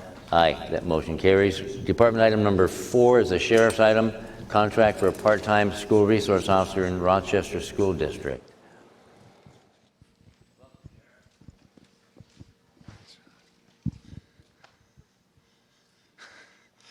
Good afternoon. Before I get that green light, I just want to say that I thought Josh and Kurt and Marianne's and Scott's presentations were pretty good, and I've actually dealt with Josh's department about a couple of years ago, and it was way different than what it used to be. So I just want to say that my experience was very good. So, and I didn't get a chance to say that to Josh, so I wanted to say that. Actually, I have 2 requests, and they're to approve and authorize me to be able to sign a contract both with Rochester School District for $60,000 for a part-time school resource officer, and if it's okay, to also ask for to be able to sign a contract with the city of Rainier, actually, for $40,000 for a school resource officer. And both of those have come through us being able to work with, first off, Rochester School District, which we've been fortunate enough to do it for about 6 years. And I really do believe that it has definitely been a great inspiration to see how many deputies really want to be involved in the schools, both in Rochester and in Rainier. And the best part about with Rochester School District is we got approached by it. We wanted to be it, but we didn't have the staffing, and they were able to come up with funding, their own funding, to say that, hey, we believe it's important enough for law enforcement to be part of our school and part of our community here during school hours. And it has worked out to where we're able to work 4 hours a day for Rochester School District. And then while we're doing this, then the city, we were able to work with the city of Rainier, where not only was it the city of Rainier being able to pitch in $20,000, but the city or the school district, Rainier School District, was able to pitch in $20,000. So that's where we got to the 40, and we're able to do 3 hours a day during that time, every day, and be in the schools. And I think it's a great opportunity for us to not only be involved in the schools, and kind of where what Josh has said earlier, and it's what I've been saying, Thurston County is where we work, live, and play, and it's my job to make it safe. And also our schools, where our kids are safe in our schools.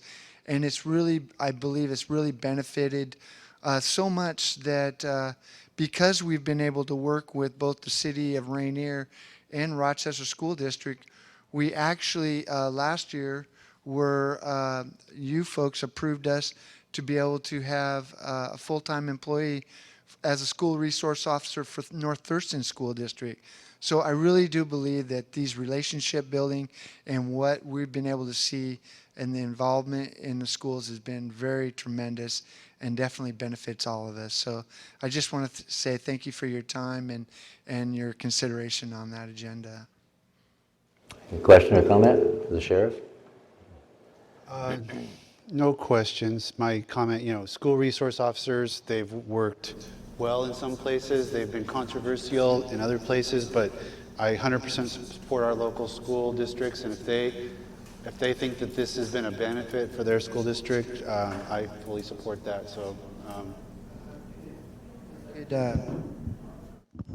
if I could say, it's interesting, throughout the state there's a lot of, if you will, controversy about school resource officers and what they do and don't do. And the great part is that we actually have sent 2 new deputies to the school resource, if you will, class. It's a 3-day class, and it was over in Spokane, and it talked about those very same things that other people might have concerns, especially with some of the new laws with 1225 and especially some of the other new initiatives that have come out and addressing that, and actually a lot of learning kind of in Mary Ann's field about kids and the use of vaping or marijuanas. So we're definitely following on Mary Ann's footsteps when we're seeing that teenage use and abuse of especially marijuana has gone up throughout the state. So, Sheriff? Well, I'd just like to take this opportunity to thank the sheriff for watching out for our future. You've heard me say this before, kids are 30% of our population, but they are 100% of our future. And I want to commend you for having your officers be the role models to help make that a successful endeavor. Thank you very much. Say something, Sheriff? works. Actually, I had a really good teacher. So. It is a very valuable program because it's not just a school resource officer. It's not just school district and the sheriff or municipality. It's the school district. It's the city. It's the law enforcement community. It's the school administrators, the school staff, the parents and the kids are overwhelmingly supportive of having a role model in the classroom. And as you pointed out, that Mary Ann O'Gara, our epidemiologist, talked about over a quarter of our 8th graders don't have an adult that they feel comfortable talking with or they trust. So that alone, when it comes to mentoring or suicide prevention, is huge. And it was 17% of 8th graders don't have someone to talk to that they feel comfortable with. So it's nice. It's just over the top valuable to have school support for school resource officers. So I've got no problem with this at all. Thank you very much. I really appreciate that. I'd like to Yes, sir. just use Rainier as an example because you do have an officer in Rainier. Last year, you had an officer retire, I believe, after 25 years service, and he was the resource officer out in Rainier. You should have seen the party that school put on for him as his retirement going away event. It was enough to make you cry. He did a super job, and that's why one of the examples why I'm so enthused about your program. I was there for that, and was really awesome to seeing other school resource officers from Yelm and Tenino be there, and the kids really loved him, and they still do, and they ask about him often, and he's doing something retired, I don't know what. But thank you very much. It was a great event. Thank you, Sheriff. Even though it was one presentation that you gave, we have to do two separate actions. Two separate actions, got it. 4A. I would like to move to approve and authorize the sheriff to sign the contract with the Rochester School District for $60,000 for the sheriff's office to provide a part-time school resource officer in the Rochester School District during the 2019-2020 school year. It's been moved and seconded to approve the SRO contract with Rochester School District. Any further discussion? No, sir. No, all in favor say aye. Aye. Aye, that carries. And 4B. Same type of a motion. I'd like to move to approve and authorize the sheriff to sign the contract with the city of Rainier for $40,000 for the sheriff's office to provide a part-time school resource officer in the Rainier School District during the 2019-2020 school year. Been moved and seconded to approve the school resource officer in Rainier School District. Any further discussion on that? No, Nope. sir. All in favor say aye. Aye. Aye, that carries. Thank you, sir. Department item number 5, Public Health and Social Services. This is regarding Pierce County, yes, South Sound Shellfish Recovery Agreement. And we have Liz Davis here, Division Director of Child, Family, and Community Wellness. Can you hear me? Yep. Good evening, commissioners and community. I'm very excited to be here this evening for this special meeting in Yelm. I am Liz Davis, Director of Child, Family, and Community Wellness at Thurston County Public Health and Social Services. And today I'm filling in for Art Starry, who is our Environmental Health Director, who is unable to join us tonight, so I'll try my best to channel my inner Art. The South Sound Shellfish Recovery Agreement funds pollution identification and correction work in the Henderson Inlet and in the Nisqually Reach Shellfish Protection Districts. This amendment increases the budget for this work by 176.6%. It's a really amazing increase.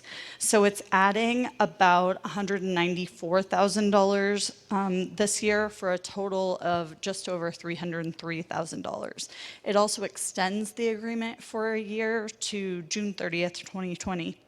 It's funded by the National Estuary Program to help implement the Puget Sound Action Agenda. And Commissioner Edwards, Art said you sometimes ask him about the Denny Heck money, and he said to tell you, this is the Denny Heck money.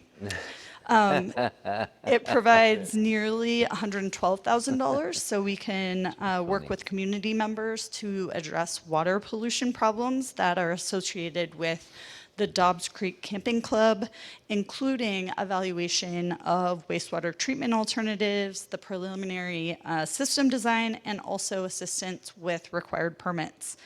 It provides up to $60,000 in 50% cost share funds for the community members to complete this work. This also helps address water pollution that caused the downgrade of 30 acres of commercial shellfish harvesting area in 2018, and it enables us to continue to work with the community to protect public health and also water quality. It supports community efforts that have improved water quality and resulted in a net gain of an amazing 366 acres of commercial shellfish harvesting area in Henderson Inlet that happened between 2005 and 2017, which was an enormous accomplishment. This request also asks the board to authorize Public Health and Social Services to enter into an agreement with the Thurston Conservation District. The agreement funds the Thurston Conservation District to install quality management best practices, conduct outreach, and provide technical assistance to landowners in Henderson Inlet and in the Nisqually Reach for up to $115,325. Additionally, it provides funding to conduct education and outreach to local residents about septic system operations and maintenance and farm or land management practices. We'll be receiving these funds from Pierce County, which is acting as lead agency for this project. In 2016, Pierce County submitted a proposal on behalf of several partners, including Thurston County, that are working to recover South Puget Sound shellfish harvesting areas. The National Estuary Program provides 100% project funding for both Thurston County Public Health and Social Services and for the Thurston Conservation District, including reimbursement at our full indirect rate. It's very exciting as it's an agreement to give us more money. So may I answer any questions to the best of my ability? Questions? Questions or comments? Oh, I might have a comment. Just tell Denny Heck thanks. Clean water is really important. Okay. Thanks so much. Okay. I would like to make a motion to approve Amendment 2 to the Pierce County subsequent agreement number SC 105503 for an increased total compensation of $303,150. Extend the agreement end date to June 20th, 2020, and authorize the Public Health and Social Services Director to enter into an agreement with the Thurston Conservation District as required by this agreement, and to sign this amendment and any future amendments that do not revise the duration or agreement amount by more than 10%. It's been moved and seconded to enter into this agreement, extended also with Pierce County. Any further discussion? No, sir. Nope. My only comment on this is just that I've asked Art before that, is there any reason to believe that the water quality issues in Henderson Inlet are any different than in our other South Sound inlets, such as Eld Inlet or Totten Inlet? And he's said, no, probably not. So I'm very excited about this money, and I hope we're able to find ways to extend this approach to our other inlets that maybe don't have the same shellfish interest, but just as much of a health and community impact all through South Sound. So we need to think bigger and work harder to try to work to expand our approach on this topic. I'd like to give thanks and public recognition to my seatmate, Commissioner Edwards, for heckling Denny Heck and getting money. Thank you. So it's been moved and seconded and discussed. All in favor say aye. Aye. Aye. That motion carries. Thank you. Number 6 on the agenda, Emergency Services Home Elevation Project Agreement with Iris B. Meningel. Good evening, Commissioners. Kurt Harden, Director of Emergency Services. I'm here to request the Board of County Commissioners authorize the Emergency Services Director myself to execute a contract with Iris B. Meningel House in the amount of $96,717.71 under the Hazard Mitigation Grant Program, and further authorize the Director myself to sign any amendments that do not exceed 10%. This is a federally funded project to elevate homes that were repetitively damaged by floods. Funding is 75% federal, 12.5% state, and the 12.5% by the homeowner. The homeowner's match is potentially offset by other sources that we help the homeowner apply for. And at the end of the day, we help them with the paperwork with these other funding sources and requests. There are approximately 30 homes on a list maintained by CPED, which are prioritized for the repetitive loss, flooding, and impacts to the structure. So there's far more demand out there than we have funding for these types of elevation projects. Subject to your questions, request that you approve execute this contract. Okay, questions or comments? Yes. There's no current expense funding is going into this particular project. Is that right? There's no county funding that's no county. Other than staff time, as we help the homeowners with their elevation process and help them with the paperwork process. Okay. My only comment is I like to see these agreements because it's usually a lot more sensible and efficient to re-engineer structures and trying to re-engineer watersheds and rivers, which is sometimes the approach. So this is a good approach, and I'm glad we're able to assist. Thank you. I would like to move to execute the home elevation agreement with the Iris B. Meningel for $96,717.71 from the Hazard Mitigation Grant Program, and authorize the Emergency Services Director to sign the agreement and future amendments not to exceed 10%. Second. Been moved and seconded to approve or execute this agreement, the home elevation project. Any further discussion? No, sir. Nope. All in favor say aye. Aye. Aye. Motion carries. Thank you, Kurt. Thank you, Commissioners. Number 7 on the agenda, Human Resources. I will take that, Commissioners. Thank you. And under normal circumstances, this particular item is on your consent agenda, but I believe the board would like to have a further conversation. As a matter of background, the legislature created the Involuntary Treatment Act, also known as ITA, to enhance community of care for persons with serious mental disorders that can be controlled or stabilized in less restrictive alternative commitment. That is RCW 71-05012.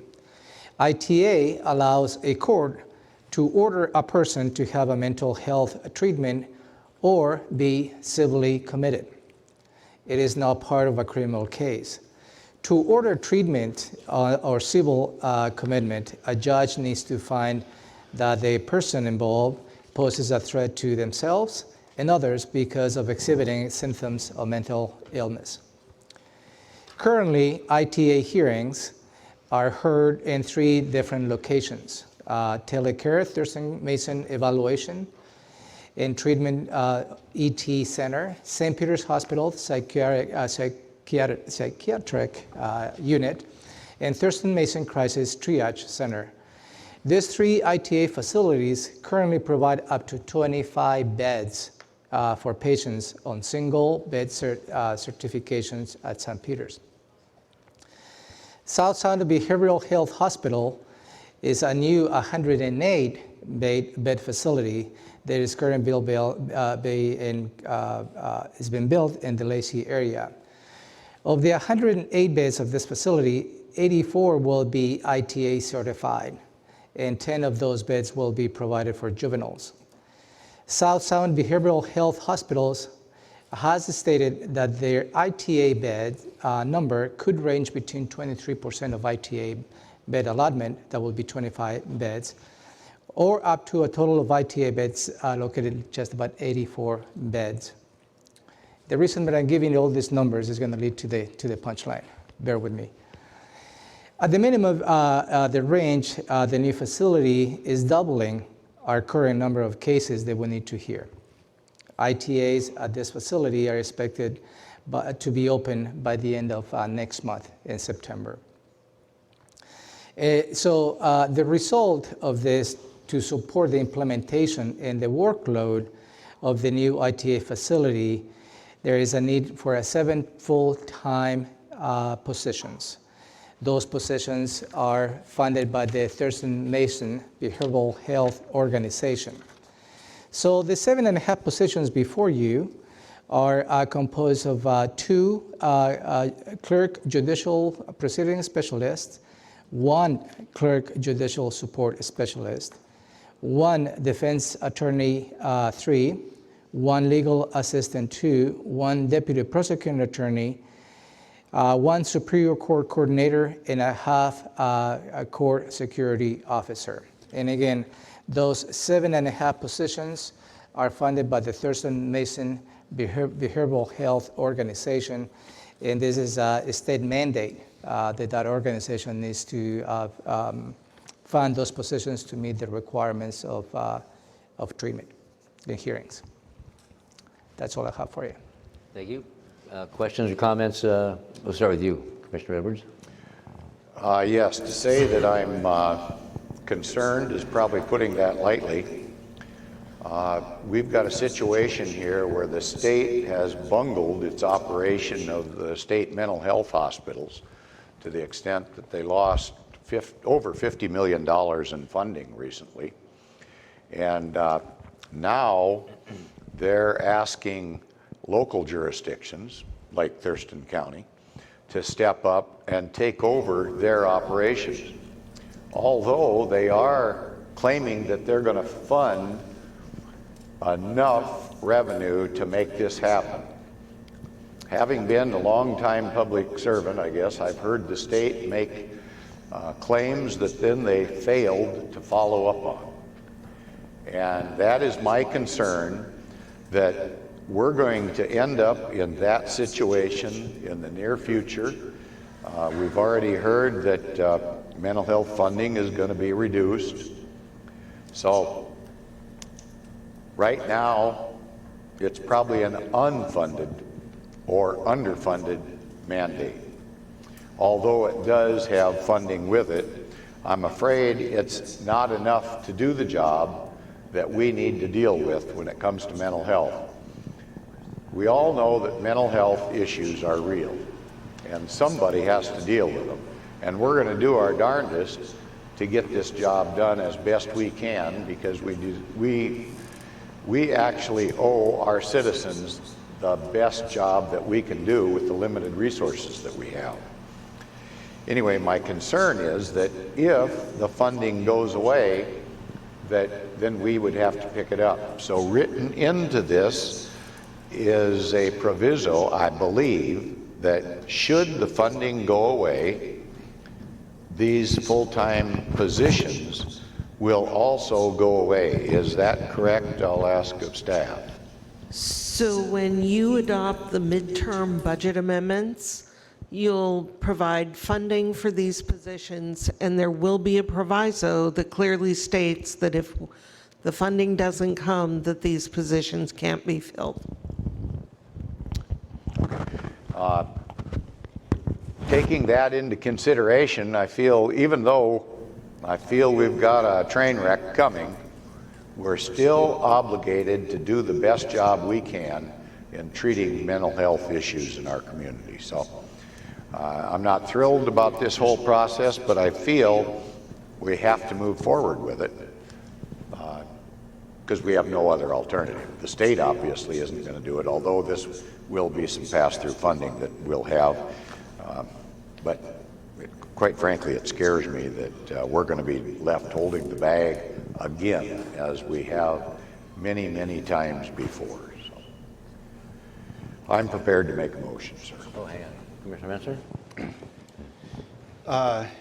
The BHO, which is where the funding will come, sent me as a member of the governing board to the state legislature numerous times in the winter to ask for additional state funding to help, because $500,000 that was being spent, they anticipated another $750,000 because 4 new facilities between Thurston and Mason are projected to open. Every single time a facility opens, an ITA court has to be staffed there, and it's not limited to just residents of Thurston County. They can be brought from anywhere. It's just where these companies decide, and the state, certifies them, but where they decide to authorize the opening of a facility, then we locally have to staff the ITA court. And it's not as easy, as Commissioner Edwards said, it's not as easy as just the paying for the hours, because the courts, they have to have people ready, and a docket is set for, say, a Tuesday.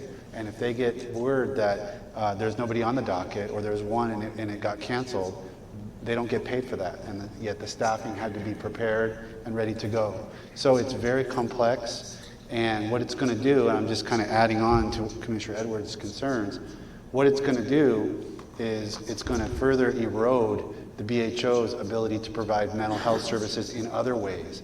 That's going to directly affect Thurston County, because we are not going to then, with the programs being cut and the services not being available, more burden will fall on the criminal justice system. That directly impacts the general fund of Thurston County, puts more people in our jails. It means we need more prosecutors, more public defenders, more correction staff, more sheriff deputies. So this squeeze is a domino effect, and cutting the availability of mental health resources is an absolute loser for the citizens of Thurston County financially. So I'm very concerned as well. That said, we do not have an option, in my view, but to do this, because the citizens that are struggling with mental health challenges, they need to have their court proceedings. They do not need to be hauled into open court, which is very traumatic for them, which is what happens if we don't create the ability to staff the ITA proceedings at the facilities where they're held. The alternative is they get loaded up and transported into open court, which is extremely traumatic, very expensive because there's obviously safety issues. They're mingled with the public, and it's an absolute horrible situation. So we have to go along with this, but we have to keep beating the drum that mental health issues, services need more funding, not less. And the state thinks it's helping with mental health, but with one hand they are, but with the other hand they're causing issues. So yes and yes. People who suffer with mental health issues, they depend on this. They depend on help and services, and their families depend on their loved ones getting help and services as well. And the state, in a lack of coordination with local jurisdictions, closed down eastern and western state hospitals for the civil commitments, and they're keeping the violently or criminally violent offenders that are mentally ill, but they kicked everybody else out without propping up places in local communities throughout the state to attend and deliver services to these folks. So now it's turning into a for-profit business, and these for-profit businesses, hospitals, community care centers are popping up, and as Commissioner Menser said, they have to have an ITA, involuntary treatment court, on site, and that takes staffing, and the county is obliged per law to provide these services. It is pass-through money from the state, and Commissioner Edwards, I'm concerned also with next year with state funding for mental health drying up a bit or being cut back. By how much, I have no idea. I have a concern as well, but doing nothing is not an option. In my opinion, it's not an option for this board. It's not the reasonable, responsible thing to do for these poor folks who didn't ask to be this way. They're born this way. And I'm very compassionate about those folks. So having said that, I'm prepared to hear a motion if you're ready. Okay. And this motion is going to be a bit complicated because we have to recognize each full-time equivalent position as we move through here and the different positions that they're going to hold. So bear with me as I try to get this right. I would make a motion to approve the resolution establishing positions 05 R. Robert 01477 and 05 R. Robert 01478. This is for the Clerk's Judicial Proceedings Specialist. Position 05 R. Robert 01479, the Clerk's Judicial Support Specialist. 09 R. Robert 01480, Legal Assistant 2. 09 R. Robert 01481, Deputy Prosecuting Attorney 2. 24 R. Robert 01482, Defense Attorney 2. 06 R. Robert 01483, Superior Court Coordinator. And 06 R. Robert 01484, Court Security Office in the Thurston County Position Control. Second. It's been moved and seconded to pass this resolution. Any further opining or questions or discussion? Well, I think we could opine for quite some period of time on this particular issue. Yeah, we could. It is such a disruption to family and friends of individuals that have to go to court, and such a disruption to the court process, and disrupts the whole process. So it's just something we're going to have to struggle through, I guess. Any further discussion or questions on that? Okay, it's been moved and seconded. All in favor say aye. Aye. Aye, that motion carries. Finally, agenda item number 8, appointing a new member to the Thurston County Fair Board. That's the best thing we're going to do today. Isn't it? Yep. So on a good note, the Thurston County Fair had a vacancy that is related to the representative youth at large position. And this term is from August 27, 2019 to August 27, 2023. You review the application from Ms. Kaya Ramirez, where the board was fully supportive in entertaining a formal action to appoint Ms. Ramirez to this youth at large position to the Thurston County Fair Board. Ms. Ramirez is present here, and I will ask her to come to the podium, introduce herself, and that will give the board an opportunity to welcome her.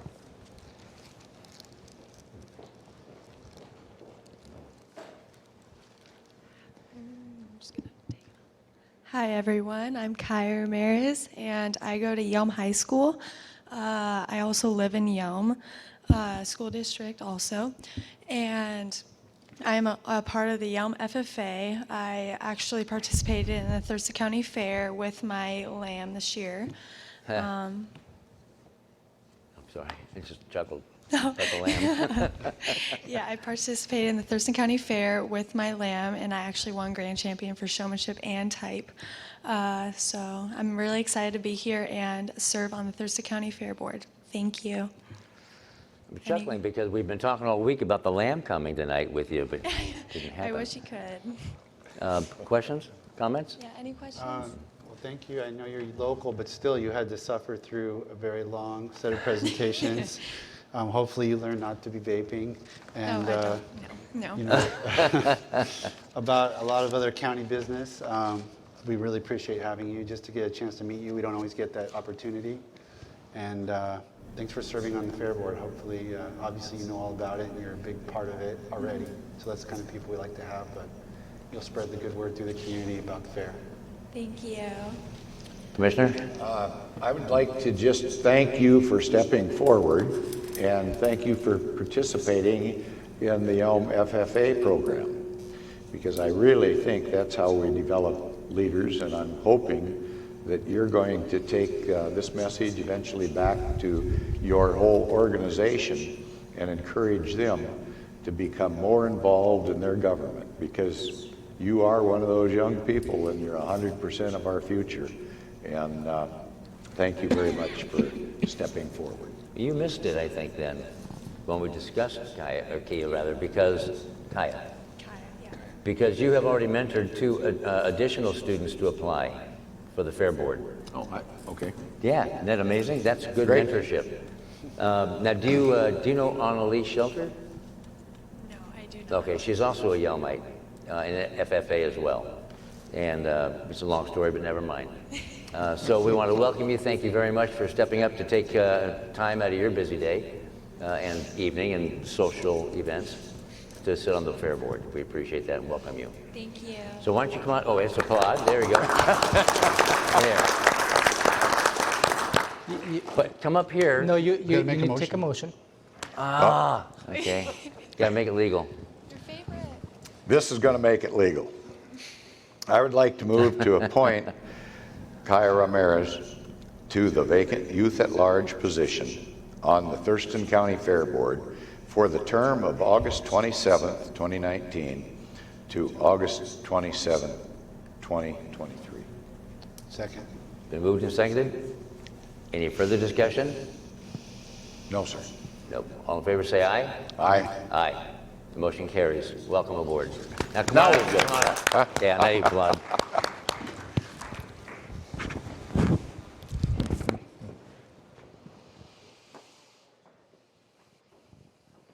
Hey, I'm going to put my hat on or nobody will know I was a rancher.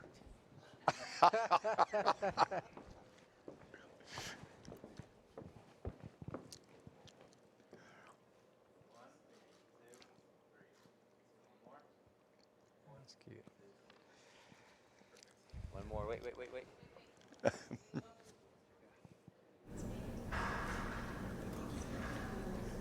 Thank you.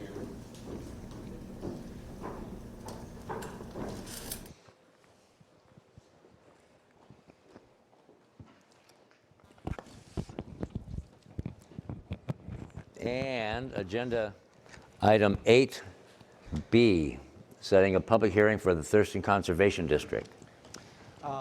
Thank you, Commissioners. This item is related to proposal to approve a system of rates and charges for the Thurston Conservation District. The Thurston Conservation District is a governmental subdivision of the state of Washington, which is organized under Chapter 89.08 of RCW to provide for the protection of the public health, safety, and welfare, including protection and conservation of natural resources. The boundaries of the Thurston Conservation District includes unincorporated Thurston County, the municipalities of Lacey, Olympia, and Tumwater, and those portions of the municipalities of Rainier, Tenino, and Yelm within the district, which that district was established back in 1947. Under RCW 89-08405, authorizes the county legislative authority, you, the Board of County Commissioners, to approve a system of rates and charges for conservation districts to fund activities and programs to conserve natural resources and to exercise of authority for the public health. Before you can take an action, the Board of Supervisors need to take a couple of steps. Under pursuant RCW 89-08400 and 405, the Thurston Conservation District conducted a public hearing, which was held on June 20, 2019. The Board of Supervisors of the Thurston Conservation District passed a resolution number 2019-11 on July 2nd to approve and submit to the Board of County Commissioners a proposed system of rates and charges that includes a 5-year duration. Also, the Board of Supervisors of the Thurston Conservation District passed a resolution number 2019-12, also on July 2nd, 2019, to provide for a process for an individual property owner to appeal at rates or charges applied to that particular property or parcel. The Board of County Commissioners approved the rates and charges for 2019 back in December of 2018 under two ordinances, ordinances number 15686 and 15723, to support for the district's proposed programs.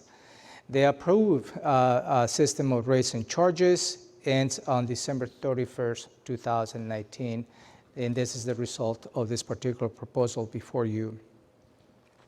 Before the legislative authority, the Board of County Commissioners under RCW 89-08400 and 405, you need to hold a public hearing for you to receive public testimony before you can take an action related to the implementing rates and charges for the Thurston Conservation District. The proposal before you is for you to set a public hearing for Tuesday, September 24, 2019 at 5:30 in the afternoon, and that will be located in the Thurston County Courthouse, Building 1, room 280, where you consider public testimony related to the proposed rates and charges for the Thurston Conservation District. The proposal includes, again, a 5-year period, and this is related to, as the resolution passed by the Board of Supervisors of the Thurston Conservation District. You lead into an approval process. Depending on the public testimony, I will organize a follow-up meeting where staff will give you some feedback related to the public testimony you have received. And at that point, I will organize a formal action for you to take in a formal Board of County Commissioners meeting. Any questions? Do you have any questions? Go ahead. I see in the motion, it talks about for a collection of period of 2020 to 2024, but that is not locked in at this point. yet. Is that right?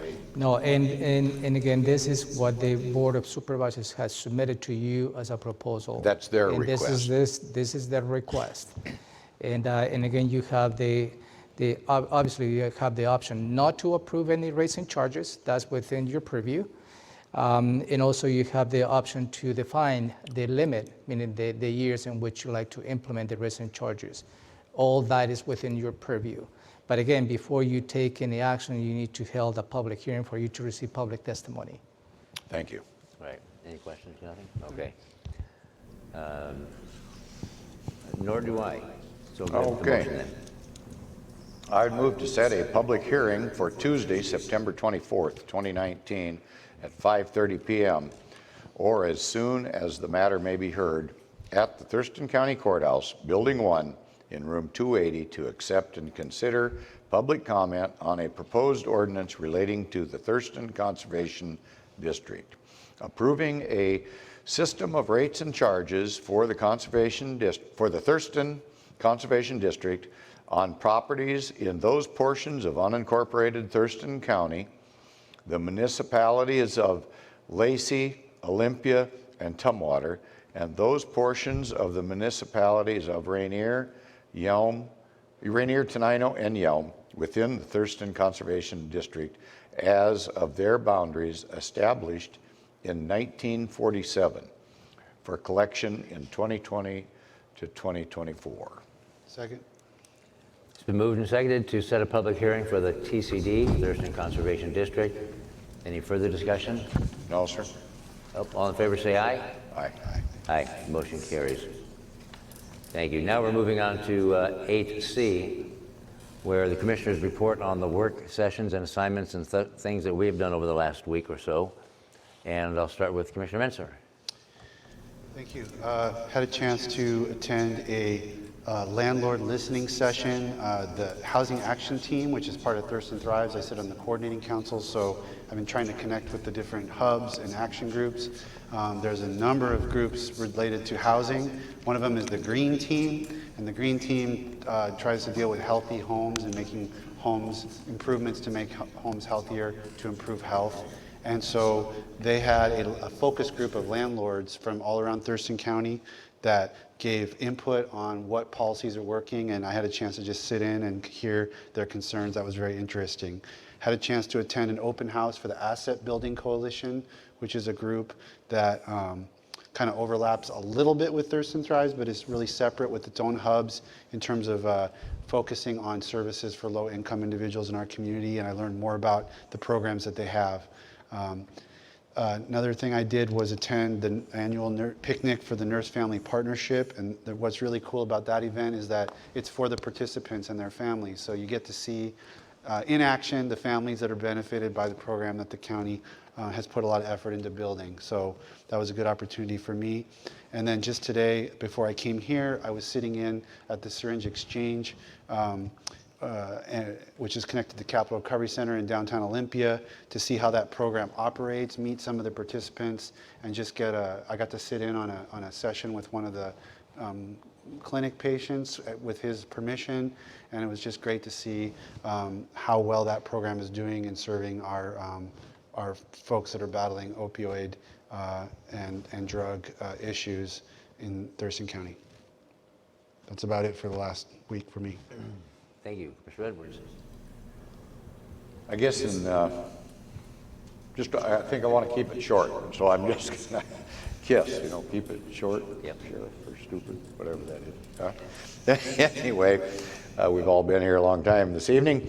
Gophers, clean water, veterans issue, and the Nurse Family Partnership took up most of my week. Wow, that was sweet and short. Sweet and short, right? What I did was I am assigned to the canvassing board with the auditor's office, and that is working with the elections. And so we took care of and answered some challenged ballots and actually certified the election from August the 6th. In Commissioner Menser's stead, I sat in on the Intercity Transit Board meeting last week, and they talked about the construction there at Martin Way and Pattison, and all kinds of green buses, electric buses and things, and that's always a fun group anyway. And rather than call out every jurisdiction like the Thurston County and Olympia and Lacey and Tumwater, it's called a Regional Housing Council currently. And we met last week to discuss homeless issues and the Transition Resources Center and proposed working together as these entities come together to address some of the ills and help some folks out that really need the help. And then last night, I attended the TPA, which is the Tourism Promotion Area.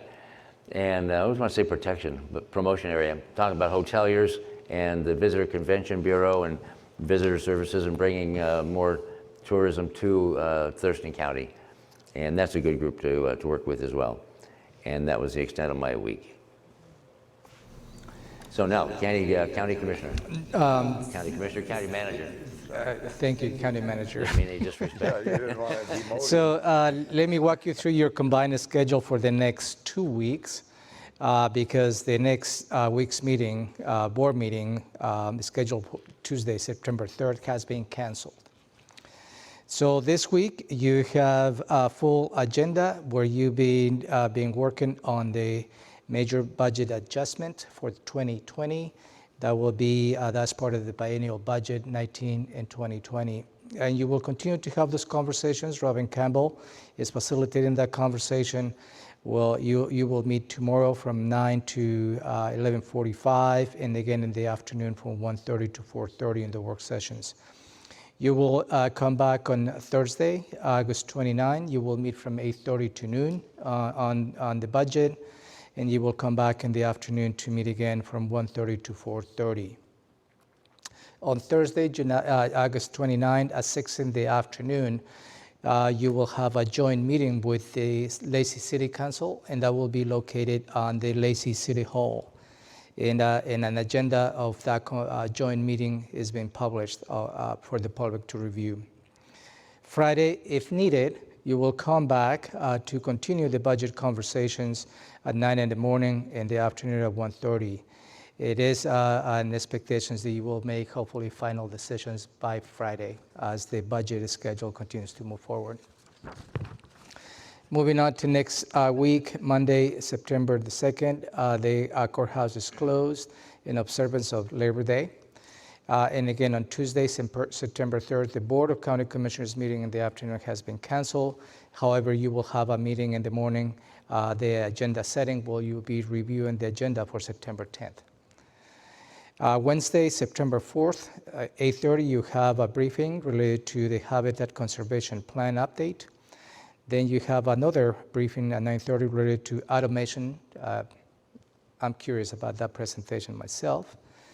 10:30 on Wednesday, September 4th, you have a presentation related to an initiative called the Modern Warrior Live. At 11:15 on September 4th, you will have the opportunity to welcome new employees to the Thurston County government.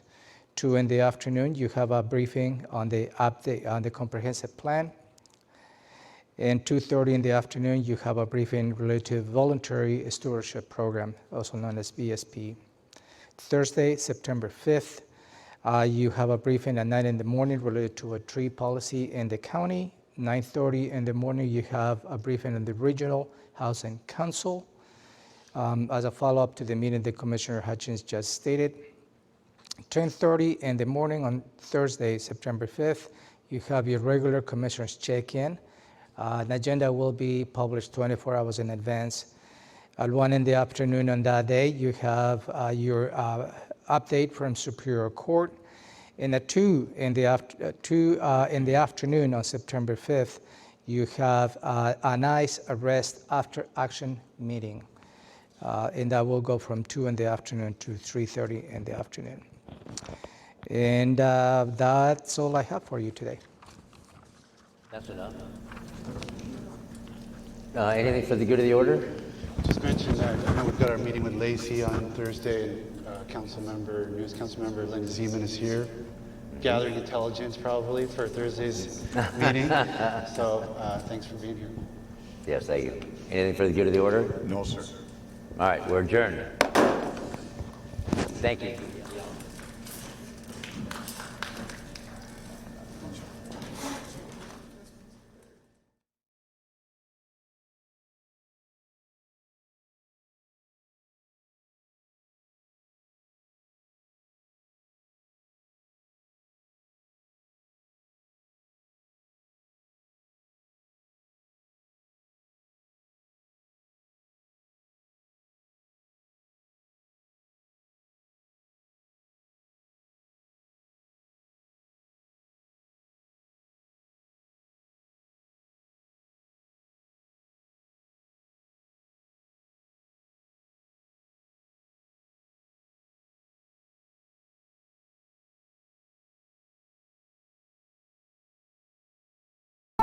you.